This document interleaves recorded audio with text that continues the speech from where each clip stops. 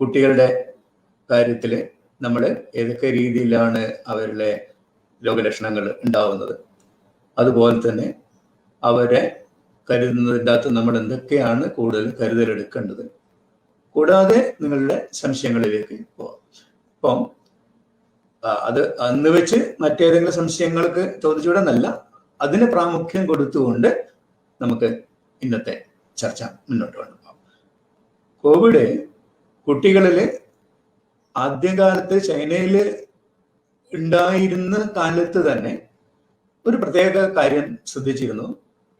കുട്ടികളിൽ വളരെ അപൂർവമായിട്ട് മാത്രമാണ് രോഗലക്ഷണങ്ങൾ ഉണ്ടാവുന്നത്.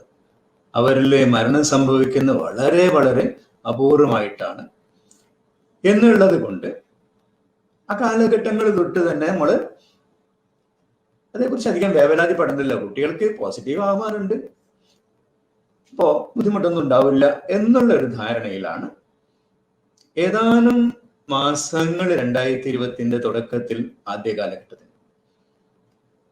പിന്നീട് ചില കേസുകൾ ആദ്യം ബ്രിട്ടനിലാണ് ഉണ്ടായത്. അതുവരെ കാണാത്ത രീതിയിലുള്ള ഒരു രോഗലക്ഷണങ്ങളുമായിട്ട് കുട്ടികൾ ICUവിലേക്ക് വരുന്നു. നമ്മുടെ മേലാകെ തരി പോലെ പൊന്ത്, 5-ാം പനി നമുക്ക് എല്ലാവർക്കും അറിയാം. കണ്ണ് ചുവന്നിരിക്കും, മേലാകെ പൊന്തിയിരിക്കും, ചുമയുണ്ടാവും. അതിന് സമാനമായ ഒരു അസുഖമാണ് കവാസാക്കി ഡിസീസ് എന്നാണ് പറയാൻ. ആ കവാസാക്കി ഡിസീസ് 5-ാം പനിയുമായിട്ട് ബന്ധമുണ്ടെങ്കിലും ഇത്തിരി വ്യത്യസ്തത ആ കവാസാക്കി ഡിസീസിനുണ്ട്. പനിയും മേലുപൊന്തലും അതോടൊപ്പം ഹൃദയത്തിനെ ബാധിക്കുകയും ചെയ്യും എന്നുള്ളതായിരുന്നു കവാസാക്കി ഡിസീസ് എന്ന്. അതിന് സമാനമായിട്ടുള്ള ലക്ഷണങ്ങളാണ് ഈ ICUവിൽ കൊണ്ടുവന്ന കുട്ടികളിൽ കണ്ടത്. ആദ്യം കവാസാക്കി ഡിസീസ് ആയിരിക്കുമെന്നുള്ള നിലയിൽ അവരെ ചികിത്സിച്ചു. പക്ഷെ വീണ്ടും വീണ്ടും കേസുകൾ വന്നപ്പോൾ കോവിഡുമായിട്ട് എന്തെങ്കിലും ബന്ധം ഉണ്ടാവാൻ സാധ്യതയുണ്ടോ എന്ന് ആലോചിക്കുകയും ഈ കുട്ടികളിൽ പലരുടെയും ബ്ലഡ് ടെസ്റ്റ് ആ വഴിക്ക് ചെയ്തു നോക്കുമ്പോഴാണ് കുറെ പേരിൽ കോവിഡ് വന്നതിൻ്റെ ആന്റിബോഡീസ് പോസിറ്റിവിറ്റി, വളരെ കുറച്ച് ആളുകളിൽ RT-PCR പോസിറ്റീവ്, കോവിഡുമായിട്ട് ബന്ധപ്പെട്ടിട്ടാണ് ഇത്തരത്തിലുള്ള പുതിയ രോഗലക്ഷണങ്ങൾ എന്ന് മനസ്സിലാക്കുകയും പിന്നീട് അതിൻ്റെ കുറേയും കൂടി വ്യക്തത വരികയും ചെയ്തു. ഈ കുട്ടികളിൽ പലർക്കും 5-ാം പനി പോലെ മേലുപൊന്തി പനിയായിട്ട് മാറിപ്പോവുകയല്ല, അവര് ഷോക്ക് എന്ന് വെച്ചാൽ വളരെ കുറവ് ബ്ലഡ് പ്രഷർ ആയി മാറുക, ഹൃദയത്തിന്റെ പ്രവർത്തനം വളരെ വീക്കാകുക, ബാക്കി അവയവങ്ങളിലും ചിലപ്പോൾ ബാധിക്കുക. പക്ഷെ ഒരു ഭാഗ്യമുണ്ടായി, കോവിഡ് പ്രായപൂർത്തിയായിട്ടുള്ള ആളുകളിൽ വരുമ്പോഴുള്ള ഒരു ചികിത്സയും കാര്യമായിട്ട് ചെയ്യാൻ പറ്റാത്ത നമ്മളെ വളരെ സപ്പോർട്ടീവ് മെഷേഴ്സ് മാത്രമായിട്ട് നിൽക്കുന്ന അവസ്ഥയിൽ നിന്നും വ്യത്യസ്തമായിട്ട് ഈ കുട്ടികൾക്ക് കവാസാക്കി എന്ന നിലയിലുള്ള ചികിത്സയായിട്ടുള്ള IV gamma globulin, prednisolone, Wysolone steroid ഇതൊക്കെ കൊടുക്കുക നേരത്തെ കണ്ടെത്തി കൊടുത്തു കഴിഞ്ഞാൽ അവരെ മിക്കവാറും രക്ഷപ്പെടുത്താനാവുന്നു എന്നുള്ള ഒരു വളരെ സന്തോഷമുള്ളൊരു കാര്യം. സമാനമായ രീതിയിൽ പിന്നീട് യൂറോപ്യൻ രാജ്യങ്ങളിലും ഒക്കെ കാണുകയും അത് ഇങ്ങനെയൊരു entity multi system inflammatory syndrome MISC എന്ന് ഇൻ ചിൽഡ്രൻ എന്നാണ്.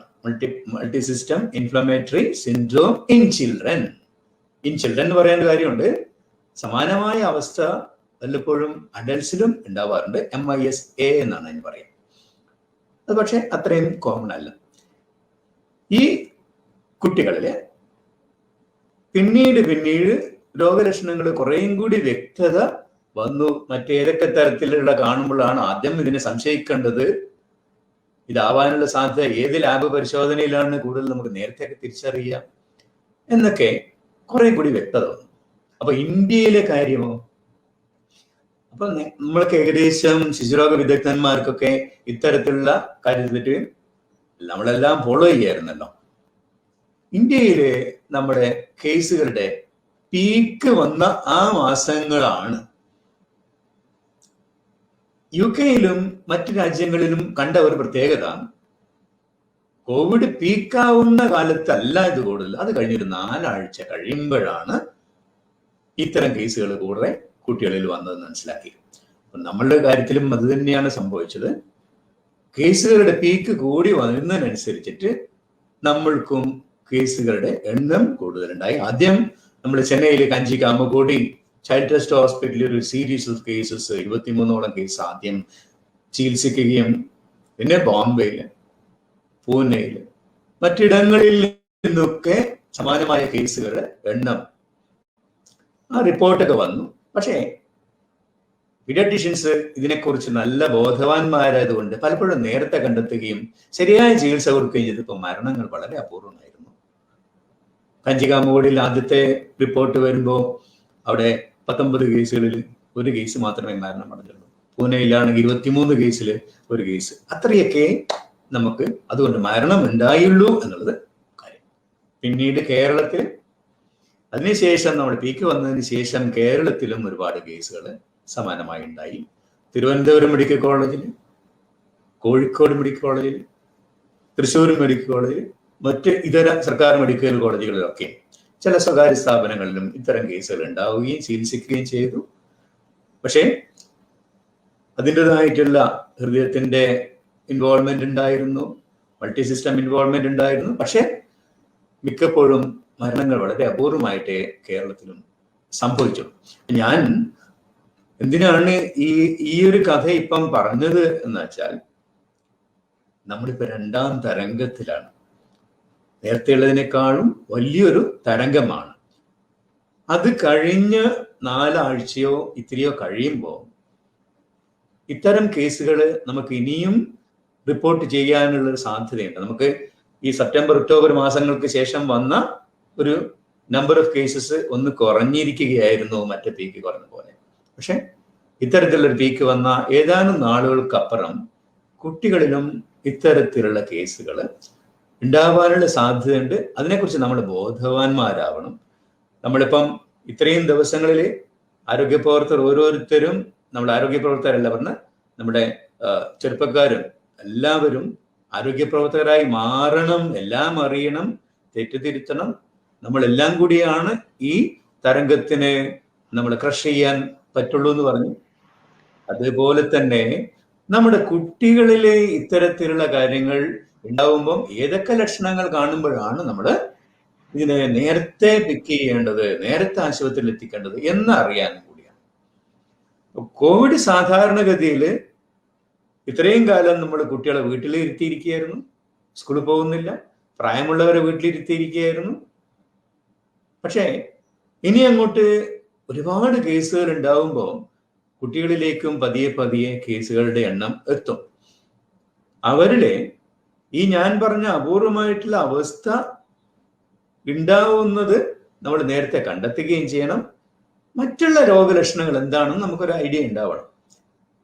അവർക്ക് വൈറസ് അസുഖം വന്നു കഴിഞ്ഞാൽ ഒരു 90-95% കേസുകളിലും ഒന്നും അസുഖമേ ഉണ്ടാവില്ല. എസിംറ്റമാറ്റിക് കേസസ് പ്രായപൂർത്തിയുള്ളവരെക്കാളേറെ എണ്ണം കൂടുതലാണ് ഇവരിൽ. രോഗലക്ഷണമേ ഇല്ലാതെ രോഗാണുവിനെ ഏറ്റുവാങ്ങിക്കൊണ്ട് തൊണ്ടയിലും മൂക്കിലും സംസാരിക്കുമ്പോഴൊക്കെ അവരിലും ഉണ്ട്. അവർക്ക് പക്ഷെ ഒരു കുഴപ്പമില്ല. അവർ ഓടി നടന്ന് അപ്പൂപ്പന്മാരുടെ അമ്മമാരുടെ കൂടെ കളിക്കും, അവർ മറ്റവർക്ക് കൊടുക്കും എന്നുള്ള ഒരു കാര്യമായിരുന്നു. അതൊരു യാഥാർത്ഥ്യമാണ്. ഈ കുട്ടികളിലേക്ക് രോഗം പകരുമ്പോൾ അവര് രോഗലക്ഷണമില്ല, പക്ഷെ ഇല്ലാത്തത് കൊണ്ട് തന്നെ നമ്മൾ അതിന് ശ്രദ്ധ കുറയുണ്ടായി പ്രായപൂർത്തിയുള്ള ആൾക്കാർക്ക് കൊടുക്കാൻ സാധ്യതയുണ്ട് എന്നുള്ളതായിരുന്നു. ഈ 90-95% കേസുകളും ഇങ്ങനെയാണ്. അല്ലാത്ത ചെറിയ ശതമാനം കേസുകളോ, ആ കേസുകള് നമ്മൾ പ്രായപൂർത്തിയുള്ള ആളുകളിലെ മൈൽഡ്, മോഡറേറ്റ്, സിവിയർ രോഗലക്ഷണങ്ങളെ പറ്റി നമുക്കറിയാം. 85% ആളുകളിലും ചെറിയ പനി മാത്രം വന്നു പോകുന്നത്. കുറച്ചുകൂടി കഴിയുന്ന ആളുകളിലാണ് ശ്വാസം മുട്ടല്, ചിലപ്പോൾ ഓക്സിജൻ കുറയുന്നു, ക്ഷീണം. അപ്പോ അത് രോഗലക്ഷണം. അതിനപ്പുറത്തേക്കുള്ള രോഗലക്ഷണം എന്ന് പറയുമ്പോഴത്തേക്ക് അതീവ ഗൗരവസ്ഥിതിയിലുള്ള ക്രിട്ടിക്കൽ സിറ്റുവേഷനിലൊക്കെ പോകുന്നു. അത്തരത്തിലുള്ള ഒരു രോഗലക്ഷണങ്ങൾ ഈ കുട്ടികളുടെ അകത്ത് വളരെ കുറവാണ്. അതായത് ശ്വാസകോശത്തിലെ ഓക്സിജൻ കുറഞ്ഞിട്ടുള്ള രീതിയിലുള്ള രോഗലക്ഷണങ്ങൾ വലിയവരുണ്ടാവുന്ന രീതിയിലൊന്നും കുട്ടികളില്ല. ഇല്ലെന്നല്ല, പക്ഷെ വളരെ അപൂർവമാണ്. ഇപ്പൊ നമ്മുടെ എടുത്തു വരുന്ന കേസുകൾ പലപ്പോഴും അമ്മമാർക്ക് പോസിറ്റീവാണ്, അമ്മമാരിൽ നിന്ന് കുഞ്ഞുങ്ങൾക്ക് കിട്ടുന്നു, അത് വന്ന് ടെസ്റ്റ് ചെയ്തു. ചില കേസുകളിൽ മാത്രം അഡ്മിഷൻ വേണ്ടി വരാറുണ്ട്. അതിലും മിക്കതിലും വലിയ പ്രശ്നങ്ങളൊന്നുമില്ലാതെ ഈ പറയുന്ന രീതിയിലുള്ള ഓക്സിജൻ കുറയലോ ഒന്നും ഇല്ലാതെ അവർ വീട്ടിലേക്ക് പറഞ്ഞേക്കാൻ സാധിക്കാറാണ് പതിവ്. ഇതിൽ വളരെ അപൂർവമായിട്ട് ഇത്തരം MIS-C എന്ന് പറഞ്ഞ കേസുകൾ വരുമ്പോഴാണ് കുട്ടികളിലെ ക്രിട്ടിക്കൽ സിറ്റുവേഷൻ വരുന്നതിന്റെ ലക്ഷണങ്ങളെ കുറിച്ചാണ് ഞാൻ പറയുന്നത്. നമ്മൾ ഏതൊക്കെ കാര്യങ്ങൾ കണ്ടാൽ ഈ MIS-C multi system inflammatory syndrome ആവാമെന്ന് നമ്മൾ ധരിക്കണം. ആ സാധ്യതകള് ഓരോന്നായിട്ട് പറയാം. ഒന്ന്, പനി, 3 ദിവസമോ അതിൽ കൂടുതലോ നീണ്ടു നിൽക്കുന്ന പനി. അപ്പൊ നമ്മൾ രോഗാരോഗ്യ സംഘടനയും CDC, centre of disease control എന്ന് പറഞ്ഞാൽ അവര് ഈ ഇതിനെ വളരെ വിശദമായിട്ട് മാർഗരേഖയും ഇങ്ങനെയൊക്കെ കാണുമ്പോഴാണ് അത് കണ്ടെത്തേണ്ടതെന്നുള്ള കാര്യം പറഞ്ഞിരുന്നത്. നമ്മൾ ലോകാരോഗ്യ സംഘടനയുടെ മാർഗരേഖയിലൂടെയാണ് ഇതിനെ നമ്മൾ കാണുന്നത്. 3 ദിവസത്തിന് നീണ്ടു നിൽക്കുന്ന പനി, മേല് നന്നായിട്ട് 5-ാം പനി പോലെ പൊങ്ങിക്കുന്നു, കണ്ണ് ചുവക്കുന്നു, ചിലപ്പം ചുണ്ടും വായും ചുവപ്പുണ്ടാവുന്നു. 5-ാം പനി പോലെ പക്ഷെ വലിയൊരു ചുമ അധികം ഉണ്ടാവുന്നില്ല, മൂക്കൊലിപ്പ് അധികം ഉണ്ടാവുന്നില്ല. ഇല്ലെന്നല്ല, 5-ാം പനിയുടെ 2 കാര്യങ്ങൾ വളരെ എടുത്തു പറയണം. എല്ലാ 5-ാം പനിക്കും മിക്കവാറും മൂക്കൊലിപ്പ് ഉണ്ടാവും, ചുമയുണ്ടാവും. അപ്പൊ ഇവർക്ക് വളരെ കൂടുതൽ സ്കിന്നിലും കണ്ണിലൊക്കെ ചുവപ്പൊക്കെ ഉണ്ടാകും. കാണും 5-ാം പനി പോലത്തെ വലിയ മൂക്കൊലിപ്പും കാര്യമായിട്ടുള്ള ചുമയും കുറവായിരിക്കും. മറ്റൊരു 2 രോഗലക്ഷണങ്ങൾ, ചില കുട്ടികൾ വയറിളക്കം, ചിലപ്പോൾ ഛർദി. നമ്മൾക്കറിയാം കോവിഡിന്റെയും ഒരു രോഗലക്ഷണമാണ് വയറിളക്കം എന്നുള്ളത്. അപ്പൊ ഈ കുട്ടികളിലെ MIS-C എന്ന് പറഞ്ഞ അതീവ ഗൗരവമുള്ള ഈ കാര്യത്തിൻ്റെ അകത്തും വയറിളക്കം ഒരു ലക്ഷണമാണ്. മറ്റൊരു കാര്യം വയറുവേദന. നമ്മുടെ കുട്ടികൾ പലപ്പോഴും വയറുവേദന എന്ന് പറഞ്ഞിട്ടൊക്കെ പോകാറുണ്ട്. നമ്മൾ കാര്യമായിട്ടൊന്നും നോക്കിയിട്ടൊന്നും കാണുന്നില്ല, പേടിക്കാനില്ല എന്ന് പറഞ്ഞു വിടുന്നത്. ഈ ഒരു കാലഘട്ടത്തിൽ കുട്ടികളിൽ മുമ്പേ എങ്ങും പറഞ്ഞിട്ടില്ലാത്ത കുട്ടികൾ വയറുവേദന വരുമ്പോൾ നമ്മൾ ഇതേക്കുറിച്ചൊരു മനസ്സിലൊരു സംശയം ഉണ്ടാവുക. ഇതൊന്നും ഭീതി ജനിപ്പിക്കാനുള്ള രീതിയിലല്ല പറയുന്നത്. നമ്മളിതെന്ന് അറിയണം ഇത്തരം ഒരവസ്ഥ ഇനി വരുന്ന നാളുകളിൽ കുട്ടികളുടെ പോസിറ്റിവിറ്റി കൂടുമ്പോൾ ഈ ഒരു അതീവ ഗുരുതരമായിട്ടുള്ള സാധ്യതകൾ നേരത്തെ കണ്ടെത്താനുള്ള ലക്ഷണങ്ങളെ പറ്റി നമ്മൾ ബോധവാന്മാരാവുകയും ഇവരെ ഡോക്ടർമാരിലേക്ക് നേരത്തെ എത്തിക്കുകയും ചെയ്യാം. നമ്മളിപ്പം ഇനി അങ്ങോട്ട് പോകുമ്പം കേസുകളുടെ എണ്ണം കൂടുമ്പോൾ എല്ലാവരെയും ആശുപത്രിയിലേക്ക് കൊണ്ടുപോകുന്നില്ല. ഹോം ബേസ്ഡ് കെയർ ആണ്.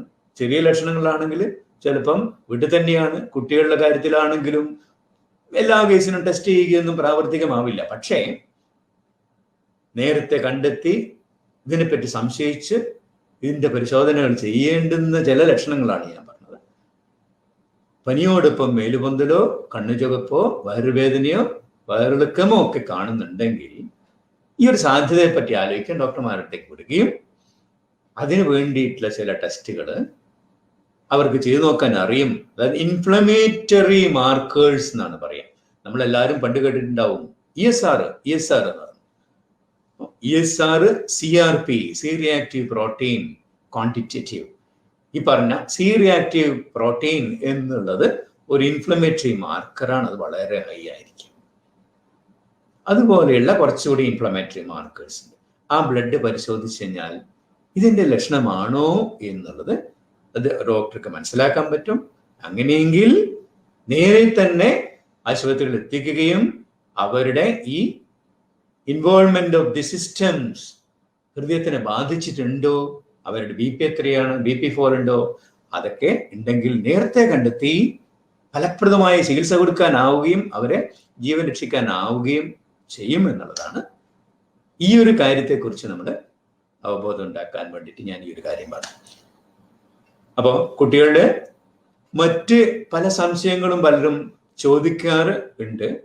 അത് കുട്ടികളുടെ വാക്സിനേഷനെ കുറിച്ചാവാം. അതുപോലെ തന്നെ മുലയൂട്ടുന്ന അമ്മമാര് പോസിറ്റീവ് ആകുമ്പോൾ കുട്ടികൾക്ക് പാല് കൊടുക്കാൻ പറ്റുമോ? അത്തരത്തിലുള്ള ഒരുപാട് സംശയങ്ങളുടെ ചെറിയ ചെറിയ വീഡിയോകളൊക്കെ നമ്മൾ ചെയ്തിട്ടുണ്ടെങ്കിലും അതേക്കുറിച്ചുള്ള കൂടുതൽ സംശയങ്ങൾ ഉണ്ടെങ്കിൽ അതേക്കുറിച്ച് നമുക്ക് ഉത്തരം പറയാം. നമ്മൾ കുട്ടികളുടെ വാക്സിൻ എന്തുകൊണ്ട് കൊടുക്കുന്നില്ല, അതൊരു എമർജൻസി ആയിട്ട് നമ്മൾ ചെയ്യേണ്ട കാര്യമാണോ എന്നതിനെ കുറിച്ചൊക്കെ നമുക്ക് ഇനിയും നിങ്ങളുടെ ഓരോരുത്തരെയും സംശയത്തിന് അനുസൃതമായിട്ട് നമുക്ക് ഉത്തരം പറയാം. അപ്പൊ ഇത്രയും ആമുഖമായിട്ട് ഞാൻ പറയുന്നു. ഇപ്പോൾ നമ്മൾ നമ്മുടെ സംസ്ഥാനത്തും രാജ്യത്തും കൊടുത്തുകൊണ്ടിരിക്കുന്ന കോവിഡ് വാക്സിൻ, ഈ 2 വാക്സിനുകളുടെയും പരീക്ഷണ ഘട്ടത്തിൽ ഒരിക്കൽ പോലും മുലയൂട്ടുന്ന അമ്മമാരിൽ ഒരു ക്ലിനിക്കൽ ടെസ്റ്റ് നടത്തിയിട്ടില്ല. അതുകൊണ്ട് തന്നെ അവർക്ക് വാക്സിൻ എടുക്കേണ്ടതുണ്ടോ? ഇതൊരു സംശയമാണ്. അതോ അങ്ങനെ വാക്സിൻ അഥവാ ഇനിയിപ്പോ എടുത്താൽ തന്നെയും എന്തെങ്കിലും പ്രശ്നങ്ങൾ അവർക്ക് ഉണ്ടാകുമോ? വാക്സിൻ എടുത്തതിന് ശേഷം കുഞ്ഞുങ്ങൾക്ക് ഭക്ഷണം കൊടുക്കുന്നതിലും മുലയൂട്ടുന്നതിലും ഒക്കെ അവര് ശ്രദ്ധിക്കേണ്ട ആളുകളാണ്. അവർക്ക് അവിടെ നിന്ന് മാറി നിൽക്കേണ്ടി വരുമോ?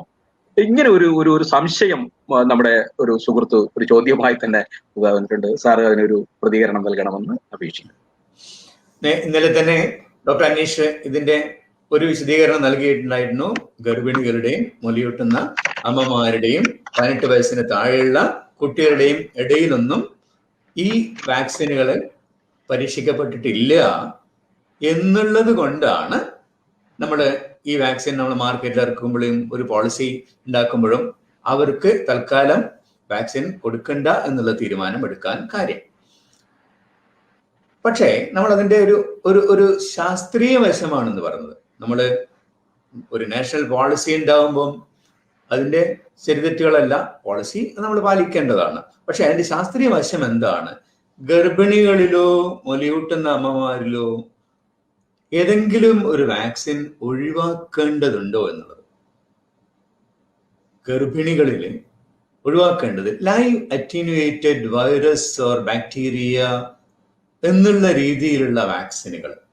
നമുക്കറിയാം ലൈവ് അറ്റീനുവേറ്റഡ് ജീവനുള്ളതും ബലക്ഷയം നടത്തിയിട്ടുള്ളതും. അവർ രോഗം ഉണ്ടാക്കാൻ പറ്റില്ല, പക്ഷെ ജീവനുള്ളതാണ്. പോളിയോ വൈറസ്, ഓറൽ പോളിയോ ഉദാഹരണമാണ്. VCG ഒരു ഉദാഹരണമാണ്. അത്തരത്തിലുള്ള വൈറസിന്റെയും ബാക്ടീരിയയുടെ ഒരുപാട് വാക്സിനുകൾ ഉണ്ട്. അത് മീസിൽസിൻ്റെതാണ്, MMRന്റെ, റുബല്ലയാണ്, മംസിൻ്റെ, അതൊക്കെ ലൈവ് അറ്റീനുവേറ്റഡ് ഗ്രൂപ്പിൽ പെടുന്നതാണ്. അപ്പൊ ഗർഭാവസ്ഥയിൽ നമ്മൾ ഈ വാക്സിനുകൾ കൊടുക്കാറില്ല. അത് ഒഴികെ മറ്റെല്ലാ വാക്സിനുകളും ഗർഭിണികളിലും മുലയൂട്ടുന്ന അമ്മമാരിലും കൊടുക്കുന്നതിന് ശാസ്ത്രീയമായിട്ടൊരു ബുദ്ധിമുട്ടില്ല. ടെറ്റനസ് ടോക്സോയിഡ് നമ്മൾ 2 ഡോസ് കൊടുക്കാറുണ്ട്. ഹെപ്പറ്റൈറ്റിസിന്റെ നമ്മൾ കൊടുക്കാറുണ്ട്. ഇൻഫ്ലുവൻസയുടെ വാക്സിനുകൾ നമ്മൾ കൊടുക്കാറുണ്ട്. ഇതര വാക്സിനുകൾ, killed vaccines, toxoids, sub unit vaccines എന്നുള്ള രീതിയിലുള്ള വാക്സിനുകളൊക്കെ നമ്മൾ ഗർഭിണികളിൽ കൊടുക്കാറുണ്ട്, മുലയൂട്ടുന്ന അമ്മമാരിൽ കൊടുക്കാറുണ്ട്. മുലയൂട്ടുന്ന അമ്മമാരിൽ കൊടുക്കാൻ പാടില്ലാത്തത് യെല്ലോ ഫീവർ വാക്സിൻ എന്നുള്ള ഒരു കാര്യം. അതൊഴികെയുള്ള എല്ലാ വാക്സിനുകളും മുലയൂട്ടുന്ന അമ്മമാരിൽ കൊടുക്കാം. അപ്പൊ എന്തുകൊണ്ട് ഇങ്ങനെ മാർഗരേഖ വന്നു എന്ന് ചോദിച്ചു കഴിഞ്ഞാൽ അവരിൽ പഠനം നടത്തിയിട്ടില്ല. ഇതൊരു പുതിയ അസുഖമാണ്, ഒരു പുതിയ വാക്സിനാണ്. ഒരു വാക്സിൻ മാർക്കറ്റിൽ ഇറക്കുമ്പം സുരക്ഷക്കാണ് ഏറ്റവും പ്രാധാന്യം. ചിലപ്പം 10,000-1 ഉള്ളിലുള്ള കുഞ്ഞിനെ ബാധിക്കുന്ന സാധ്യത. മുലയൂട്ടുന്ന അമ്മമാരിൽ മുലപ്പാലിലൂടെ കുഞ്ഞിലേക്ക് എത്തി എന്തെങ്കിലും തകരാറ് സംഭവിക്കാനുള്ള സാധ്യത 10,000-1 പോലും അതേക്കുറിച്ച് തിരിച്ചറിഞ്ഞ് വേണം അത് ഉപയോഗിക്കാൻ എന്നുള്ള സുരക്ഷിതത്വത്തിന് അത്രയേറെ പ്രാധാന്യം കൊടുക്കുന്നതുകൊണ്ടാണ് അങ്ങനെ ഒരു മാർഗരേഖ വന്നത്. പക്ഷേ ശാസ്ത്രീയമായി പറയുമ്പം അതിനുള്ള സാധ്യത ഇല്ലെന്ന് തന്നെ പറയാം. അപ്പോ ഇനി ചോദിക്കുന്നത്, നമ്മൾ ഇതുവരെ എടുത്തിരുന്ന നിലപാട് ഇവർക്ക് വാക്സിൻ കൊടുക്കാതെ തന്നെ മുമ്പോട്ട് പോകുന്നത് ഈ ഒരു സാഹചര്യത്തിൽ ശരിയാവുമോ എന്നുള്ളൊരു ചോദ്യമുണ്ട്. പടിഞ്ഞാറൻ രാജ്യങ്ങളിൽ പലപ്പോഴും ഒരു കേസ് ബേസ്ഡ് ആയിട്ടുള്ള തീരുമാനം എടുക്കുകയത്. പല ഡോക്ടർമാര്, ആതുര സേവനത്തിലുള്ള ആൾക്കാർ, ഇന്റൻസീവ് കെയർ യൂണിറ്റിലുള്ള ലേഡി ഡോക്ടർമാർക്ക് അവർക്ക് അവരുടെ സേവനം ആവശ്യമാണ്. അവർ ഗർഭിണികളാകുമ്പോഴോ മുലയൂട്ടുന്നതെന്ന് വെച്ചാൽ അവർക്ക് വാക്സിനേഷൻ ഇരിക്കാൻ പറ്റില്ല. അവരുടെ സുരക്ഷിതത്വം ആവശ്യമാണെന്നുള്ളതുകൊണ്ട് അത്തരം കേസുകളിൽ മറ്റുള്ള വാക്സിനുകൾ, mRNA വാക്സിൻസ് ഒക്കെയാണ് ആദ്യം തുടങ്ങി, അവർക്കൊക്കെ വാക്സിൻ സ്വീകരിക്കാൻ അനുവാദം ഉണ്ടായിരുന്നു, ചെയ്തുകൊണ്ടിരുന്നു. നമ്മളെ സംബന്ധിച്ചിടത്തോളം ഈ മാർഗരേഖ ഒന്ന് വിലയിരുത്തി മാറ്റം വരുത്തേണ്ടതുണ്ട്. എന്തുകൊണ്ടെന്നാൽ ഇത്രയും കോടി നമ്പർ കൂടിക്കൊണ്ടിരുന്ന സാഹചര്യത്തിൽ ഈ അമ്മമാരുടെ സുരക്ഷിതത്വം, ഈ മുലയൂട്ടുന്ന അമ്മമാരുടെ സുരക്ഷിതത്വം, ഗർഭിണികളുടെ ആരോഗ്യം, അവർക്ക് അസുഖം പിടിപെട്ട് കഴിഞ്ഞാൽ ഉള്ളിലുള്ള കുഞ്ഞിന് അപൂർവമായിട്ട് എന്തെങ്കിലും സാധിക്കുമോ, അല്ലെങ്കിൽ മുലയൂട്ടുമ്പോൾ മുലപ്പാലിലൂടെ കുഞ്ഞിന് എന്തെങ്കിലും പ്രശ്നം ഉണ്ടാവുമോ എന്നൊരു സാധ്യത ഇല്ലെന്ന് തന്നെ പറയാവുമ്പോൾ ഇവർക്ക് ഇത്രയേറെ അസുഖ സാധ്യത ഉണ്ടാകുമ്പോൾ അവരുടെ സുരക്ഷിതത്വത്തിന് ഏറെ പ്രാധാന്യമുണ്ട് എന്നുള്ളത് കൊണ്ട് അമ്മമാർക്ക് മുലയൂട്ടുന്നവരായാലും ഗർഭിണികളായാലും വാക്സിൻ കൊടുക്കുക യാവും ശരി. മാർഗരേഖയിൽ അതിനുള്ള മാറ്റം സമീപ ഭാവിയിൽ തന്നെ ഉണ്ടാവും എന്നാണ് നമ്മൾ വിചാരിക്കുന്നത്. അതായത് ശാസ്ത്രീയമായി പറഞ്ഞാൽ മുലയൂട്ടുന്ന അമ്മമാരിൽ വാക്സിൻ നിഷേധിക്കേണ്ട ശാസ്ത്രീയമായിട്ടുള്ള കാര്യം ഇല്ല. അതുമായി തന്നെ ബന്ധപ്പെടുത്തിയുള്ള ഒരു ചോദ്യമുണ്ട്. അതായത് ഇപ്പൊ 18 വയസ്സിന് താഴെയുള്ള കുട്ടികൾക്ക് നമ്മളിപ്പോ ഈ വാക്സിന്റെ ഈ ഒരു ക്രൈറ്റീരിയക്കകത്തേക്ക് അവർ വരുന്നില്ല. കാരണം നമ്മൾ നേരത്തെ സാർ സൂചിപ്പിച്ചത് തന്നെയാണ്, ആ മേഖലയിൽ ക്ലിനിക്കലി ഇത് ടെസ്റ്റ് ചെയ്യപ്പെട്ടിട്ടില്ല എന്നുള്ളത് കൊണ്ട് തന്നെ ആയിരിക്കാം. ഇനിയിപ്പോ നേരത്തെ സാർ സൂചിപ്പിച്ചല്ലോ, കുട്ടികളുടെ ഇപ്പോ കോവിഡ് ഇങ്ങനെ ഉയർന്നുകൊണ്ടിരിക്കുന്നു, രണ്ടാം വരവ്, ജനിതക മാറ്റം, വളരെ വളരെ ഭീകരമായ ഒരു അവസ്ഥ. അപ്പൊ കുട്ടികളിലേക്ക് ഇത് വളരെ ശക്തമായി കടന്നു വരാനുള്ള സാധ്യത കൂടുതലാണ്. അങ്ങനെയെങ്കിൽ ഈ 18 വയസ്സിന് താഴെയുള്ളവരുടെ വാക്സിനേഷൻ കാര്യത്തിൽ ഇപ്പോൾ ഉണ്ടായിട്ടുള്ള സ്ഥിതി എന്താണെന്ന് സാർ ഒന്ന് പറഞ്ഞാൽ കൊള്ളാമായിരുന്നു. ഇതിൽ രണ്ട് വശമുണ്ട്.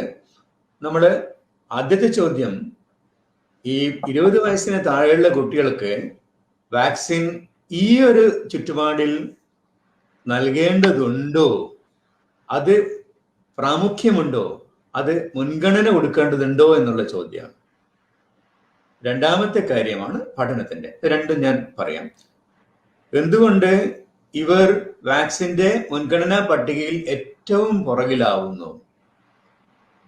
20 വയസ്സിന് താഴെ വേണമെങ്കിൽ 30 വയസ്സിന് താഴെയുള്ള തന്നെ ലോകമെമ്പാടും എടുത്തു കഴിഞ്ഞാലും നമ്മുടെ കേരളത്തിലെ അനാലിസിസിലും എടുത്തു കഴിഞ്ഞു കഴിഞ്ഞാലും അവരിൽ കേസുകൾ പോസിറ്റിവിറ്റിയും കുറവാണ്. അവരിൽ രോഗലക്ഷണങ്ങൾ തീവ്രമാവുന്നതോ മരണം സംഭവിക്കുന്നതോ വളരെ വളരെ അപൂർവമാണ്. 1,00,000-ൽ അതായത് 0.06 ഒക്കെയാണ് ഇവരുടെ മരണം. അത്രയും വളരെ കുറവേ അവരിൽ ഈ മരണ സാധ്യതകൾ ഉണ്ടാവുന്നുള്ളൂ. അത് പലതും നേരത്തെ കണ്ടെത്തി ചികിത്സിക്കാവുന്നതാണ്. ഒരു ഗ്രൂപ്പിൽ നമ്മൾ വാക്സിൻ കൊടുക്കുന്നത് എന്തൊക്കെ കണക്കിലെടുത്തുകൊണ്ടാണ്? ഈ അസുഖത്തിന്റെ മരണസാധ്യതയോ മറ്റ് വൈകല്യങ്ങളോ മറ്റെന്തെങ്കിലും സംഭവിക്കാനുള്ള സാധ്യത എത്രയാണ്? ഇത് എത്രമാത്രം ബുദ്ധിമുട്ടി വാക്സിൻ കവറേജ് കൊടുത്താലാണ് ഇതൊരു സാധ്യമാവുന്നത്? അതിനുള്ള മാൻ പവർ, അതിൻ്റെ ഫൈനാൻഷ്യൽസ് എല്ലാം ഒത്തുനോക്കിക്കൊണ്ടാണ് ഒരു രാജ്യം അതിൻ്റെ വാക്സിനേഷൻ പോളിസി സ്വീകരിക്കുന്നത്.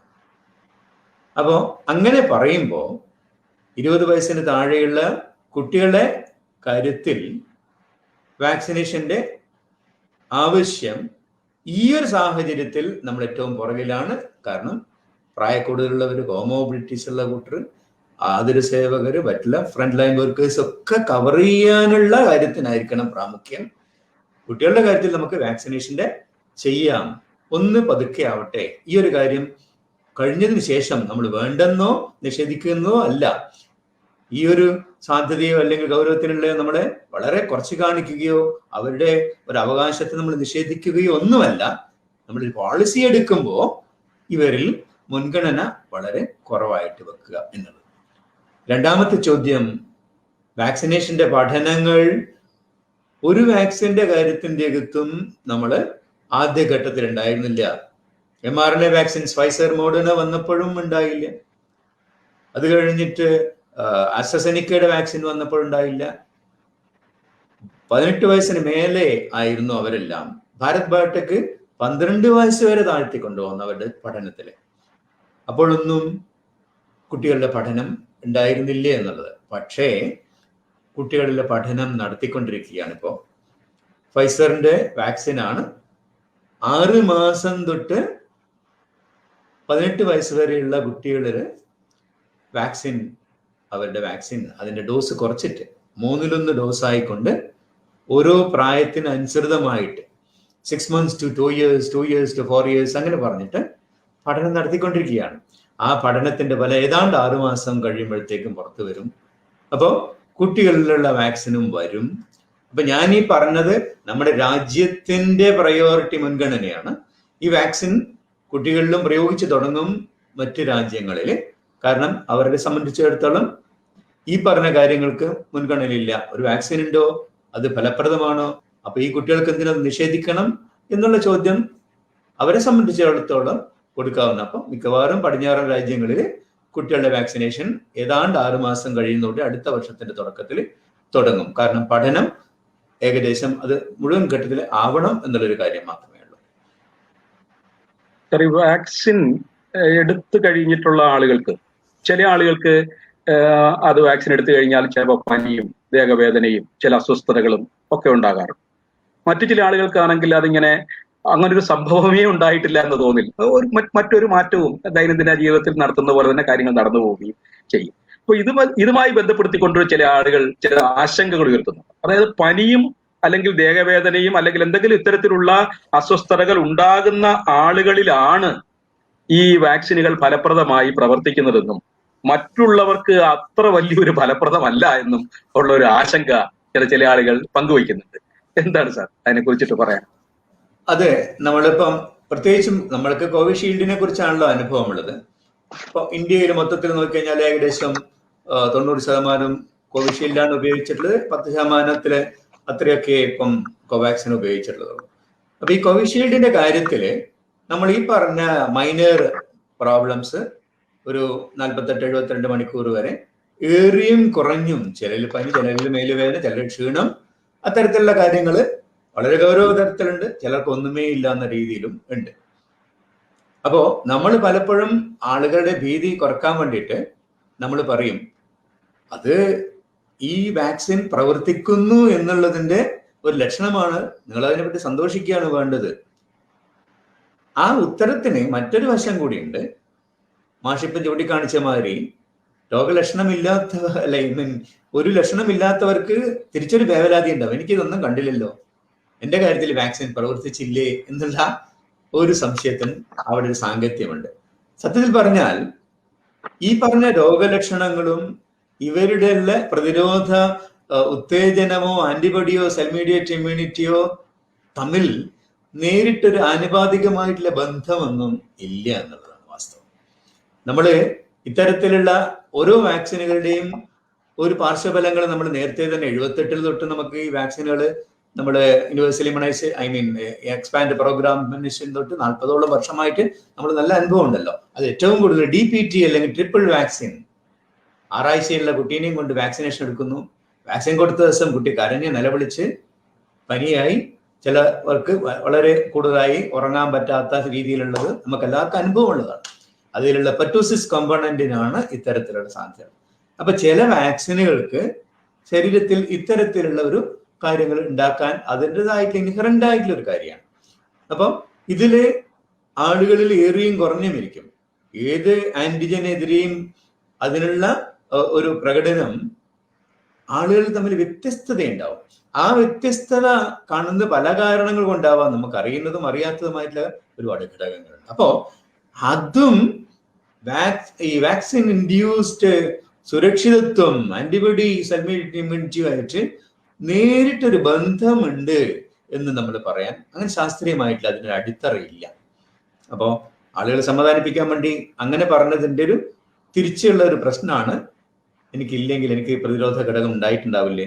ഈ പറഞ്ഞ വാക്സിൻ മിക്കവാറും കേസുകളിൽ ആ ശതമാനം നമുക്കറിയാം. കോവിഷീൽഡ് വാക്സിന്റെ എത്രമാത്രമാണ് എഫിക്കസി എന്നുള്ളത്, അത്രയും ഫലം എന്തായാലും ഉണ്ടാവും. ഇതിനെതിരെ പനിയില്ല മേലുവേദന ഇല്ലാത്ത ആളുകളിലും അതുണ്ടാവും. അത്തരത്തിലുള്ള ആളുകൾ അത്തരത്തിലുള്ള വേവലാതിയുടെ ആവശ്യം ഇല്ല. വളരെ ഒരുപാട് പേര് ചോദിക്കുന്ന ഒരു സംശയം ഈ അലർജിയുമായി ബന്ധപ്പെട്ട വിഷയമാണ്. സാറ് തന്നെ നമ്മളെ കോവിറ്റോയിലൂടെ ഒരു കുറേയേറെ കാര്യങ്ങൾ പറഞ്ഞിട്ടുണ്ട്. ഇന്നലെയും മെനഞ്ഞാന്നും നന്ദകുമാർ സാറിനോടും ഒക്കെ ഈ ചോദ്യങ്ങൾ ചോദിക്കുകയും ചെയ്തു. പക്ഷെ ഇന്നും പ്രധാനമായ ആളുകൾ അത് ഇതുവരെ അങ്ങോട്ട് അത് സ്വാംശീകരിക്കപ്പെടുന്നില്ല എന്നുള്ളതാണ്. ഡ്രഗ് അലർജി, ഇപ്പൊ സ്റ്റെമറ്റില്, പെൻസിലിൻ, അതുപോലെ മോക്സ്, ബീഫ്, അങ്ങനെ തുടങ്ങിയിട്ടുള്ള അലർജി, ഫുഡിന്റെ അലർജി, ഇങ്ങനെയൊക്കെയുള്ള ആളുകൾക്ക് വല്ലാത്ത ആശങ്ക ഇപ്പോഴും നിലനിൽക്കുകയാണ്. അതിനൊരു പ്രധാന കാരണം എനിക്ക് തോന്നുന്നു, നമ്മൾ നേരത്തെ സാറ് ഈ മുലയൂട്ടുന്ന അമ്മമാരുടെ കേസിൽ പറഞ്ഞതുപോലെ തന്നെ നമ്മുടെ സെൻട്രൽ ഗവൺമെന്റിന്റെ പോളിസി, അതായത് നമ്മുടെ ഈ വാക്സിൻ പോളിസിക്കകത്ത് ഇവർ പെടുന്നില്ല. ഇങ്ങനെയുള്ള ആളുകൾക്ക് കൊടുക്കരുതെന്ന് പറഞ്ഞിരിക്കുന്നു എന്നുള്ളതാണ് ഒരു പ്രശ്നം. അപ്പൊ ഇത് എങ്ങനെയാണ് സാർ? അതിനെ ഒന്ന് നമുക്ക് പണ്ടു തൊട്ട് നമ്മൾ പറഞ്ഞതാണെങ്കിൽ പോലും അതൊന്നുകൂടി ക്ലാരിറ്റി വരുത്തേണ്ടതുണ്ടെന്ന് എനിക്ക് തോന്നുന്നു. അതോടൊപ്പം ഒരു ചോദ്യമുള്ളത് സാറേ, 83 വയസ്സുള്ള ഒരു ഡയബറ്റിക് ആയിട്ടുള്ള TB വന്നു പോയ, ഒരു അറ്റാക്ക് വന്ന് കാർഡിയോ വന്നിട്ട് ആൻജിയോപ്ലാസ്റ്റിയും ആൻജിയോഗ്രാമും ഒക്കെ ചെയ്ത, BP മെഡിസിൻ കഴിക്കുന്ന, ഇൻസുലിൻ എടുക്കുന്ന ഒരുപാട് മരുന്നുകൾ അവർ കഴിച്ചുകൊണ്ടിരിക്കുകയാണ്. അങ്ങനെയുള്ള ഒരാളിന് ഈ കോവിഡ് വാക്സിൻ എടുക്കാമോ? ഇതുമായിട്ട് കൂട്ടി ഞാൻ പറയുന്നതേ ഉള്ളൂ. രണ്ടും കൂടി ചേർത്തിട്ട് സാർ ഒരു ക്ലാരിറ്റി വരുത്തണമെന്ന് ആണ് പറയുന്നത്. സെൻട്രൽ ഗവൺമെന്റ് മാർഗരേഖ നൽകുമ്പോൾ ഒരു മുഴ അപ്പുറത്തേക്ക് എറിഞ്ഞു എന്നുള്ളതാണ്. അതുകൊണ്ടാണ്, അതായത് അലർജി ഉള്ളവർക്ക് വാക്സിൻ കൊടുക്കണ്ട എന്നുള്ളൊരു തീരുമാനം എടുത്തു. ആ അലർജി എന്ന് പറയുന്നത് അതിൻ്റെതായിട്ടുള്ള കോൺസിക്വൻസസ്, ഇത് കൊണ്ട് മാത്രം ഒരുപാട് പേർക്ക് വാക്സിൻ എടുക്കാൻ പറ്റാതെ വരും എന്നുള്ളതിനെ പറ്റി അധികം ആലോചിച്ച് കാണില്ല. കാരണം അലർജി എന്ന വാക്ക്, നമ്മൾ മലയാളി ആയിക്കോട്ടെ, ലോകത്തിൽ എല്ലാവർക്കും എന്തെങ്കിലും ഒരു കാര്യത്തിന് അലർജി ഉണ്ടാവും. ആ ഒരു വാക്ക് ഉപയോഗിച്ച് പറഞ്ഞു കഴിഞ്ഞാൽ, ഇങ്ങനെ ഒരു കാര്യം വാക്സിൻ സെന്ററിൽ ചെന്നിട്ട് പറഞ്ഞു കഴിഞ്ഞാൽ അവർക്ക് കൊടുക്കാനത് പറ്റുകയില്ല. കാരണം നമ്മൾ മാർഗരേഖ അത് അനുസരിച്ചല്ലേ പറ്റുള്ളൂ. അതിന്റെ സയന്റിഫിക് വശം, അതിന്റെ ശാസ്ത്രീയ വശം മാത്രമാണ് നമ്മൾ പറയുന്നത്. മാർഗരേഖയെ നമുക്ക് വിമർശിക്കാൻ പറ്റില്ല. മിക്കവാറും അതിലൊരു തിരുത്തലോ മാറ്റമോ വരും എന്നുള്ളത് പ്രതീക്ഷിക്കാം. അപ്പൊ എന്താണ് ഈ ശാസ്ത്രീയ വശം? നമ്മൾ ഏത് കേസിലാണ് വാക്സിൻ കൊടുക്കാതിരിക്കുന്നത്? നമ്മൾ വാക്സിൻ വന്നത്, സ്മോൾ പോക്സ് വാക്സിൻ 797 തൊട്ട് നമ്മൾ ഉപയോഗിച്ചു. 18ാം നൂറ്റാണ്ടിന്റെ ഒടുവിൽ കോളറ, പ്ലേഗ് വാക്സിൻ വന്നു. 20ാം നൂറ്റാണ്ടിന്റെ 18ാം നൂറ്റാണ്ടിലെ 19ാം നൂറ്റാണ്ട് 20ാം നൂറ്റാണ്ടിന്റെ തുടക്കം തൊട്ട് നമ്മൾ ഈ പറഞ്ഞ tetanus, diphtheria, DPT triple vaccine വന്നു, BCG വന്നു. ഇങ്ങനെ വന്ന് വാക്സിൻ 78 തൊട്ട് 40 വർഷമായിട്ട് നമ്മൾ വാക്സിൻ കൊടുത്തോണ്ടിരിക്കുന്ന എല്ലാ വാക്സിനുകളും. എന്നെങ്കിലും ആരെങ്കിലും ചോദിച്ചിരുന്നോ നിങ്ങൾക്ക് പെനിസിലിൻ അലർജി ഉണ്ടോ, നിങ്ങൾക്ക് മറ്റെന്തെങ്കിലും മരുന്നിന് അലർജി ഉണ്ടോ എന്ന് ചോദിച്ചിട്ട് വാക്സിൻ നിഷേധിച്ചിട്ടുണ്ടോ? ഇല്ല. കാരണം അതിന്റെ ആവശ്യമില്ല. ഈ വാക്സിനിൽ അടങ്ങിയിട്ടുള്ള ഏതെങ്കിലും ഒരു ഘടകത്തിന് എതിരെ ഇദ്ദേഹത്തിന് അലർജി ഉണ്ടെങ്കിൽ, അല്ലെങ്കിൽ റിയാക്ഷൻ ഉണ്ടെങ്കിൽ മാത്രമേ ഈ വാക്സിൻ ഒഴിവാക്കേണ്ടതുള്ളൂ. ഓരോ വാക്സിനും ഓരോ വാക്സിൻ്റെതായിട്ടുള്ള ഘടകങ്ങൾ വ്യത്യസ്തമാണ്. നമ്മൾ ആ ഘടകങ്ങൾക്ക് ഏതിനെങ്കിലും അലർജി ഉണ്ടെങ്കിൽ ചിലപ്പോൾ വാക്സിൻ കൊടുക്കാൻ പറ്റില്ല. നമ്മൾ ആദ്യം ഈ കോവിഡിന്റെ ആദ്യം വാക്സിൻ വന്നത് mRNA വാക്സിൻ, ഫൈസർ.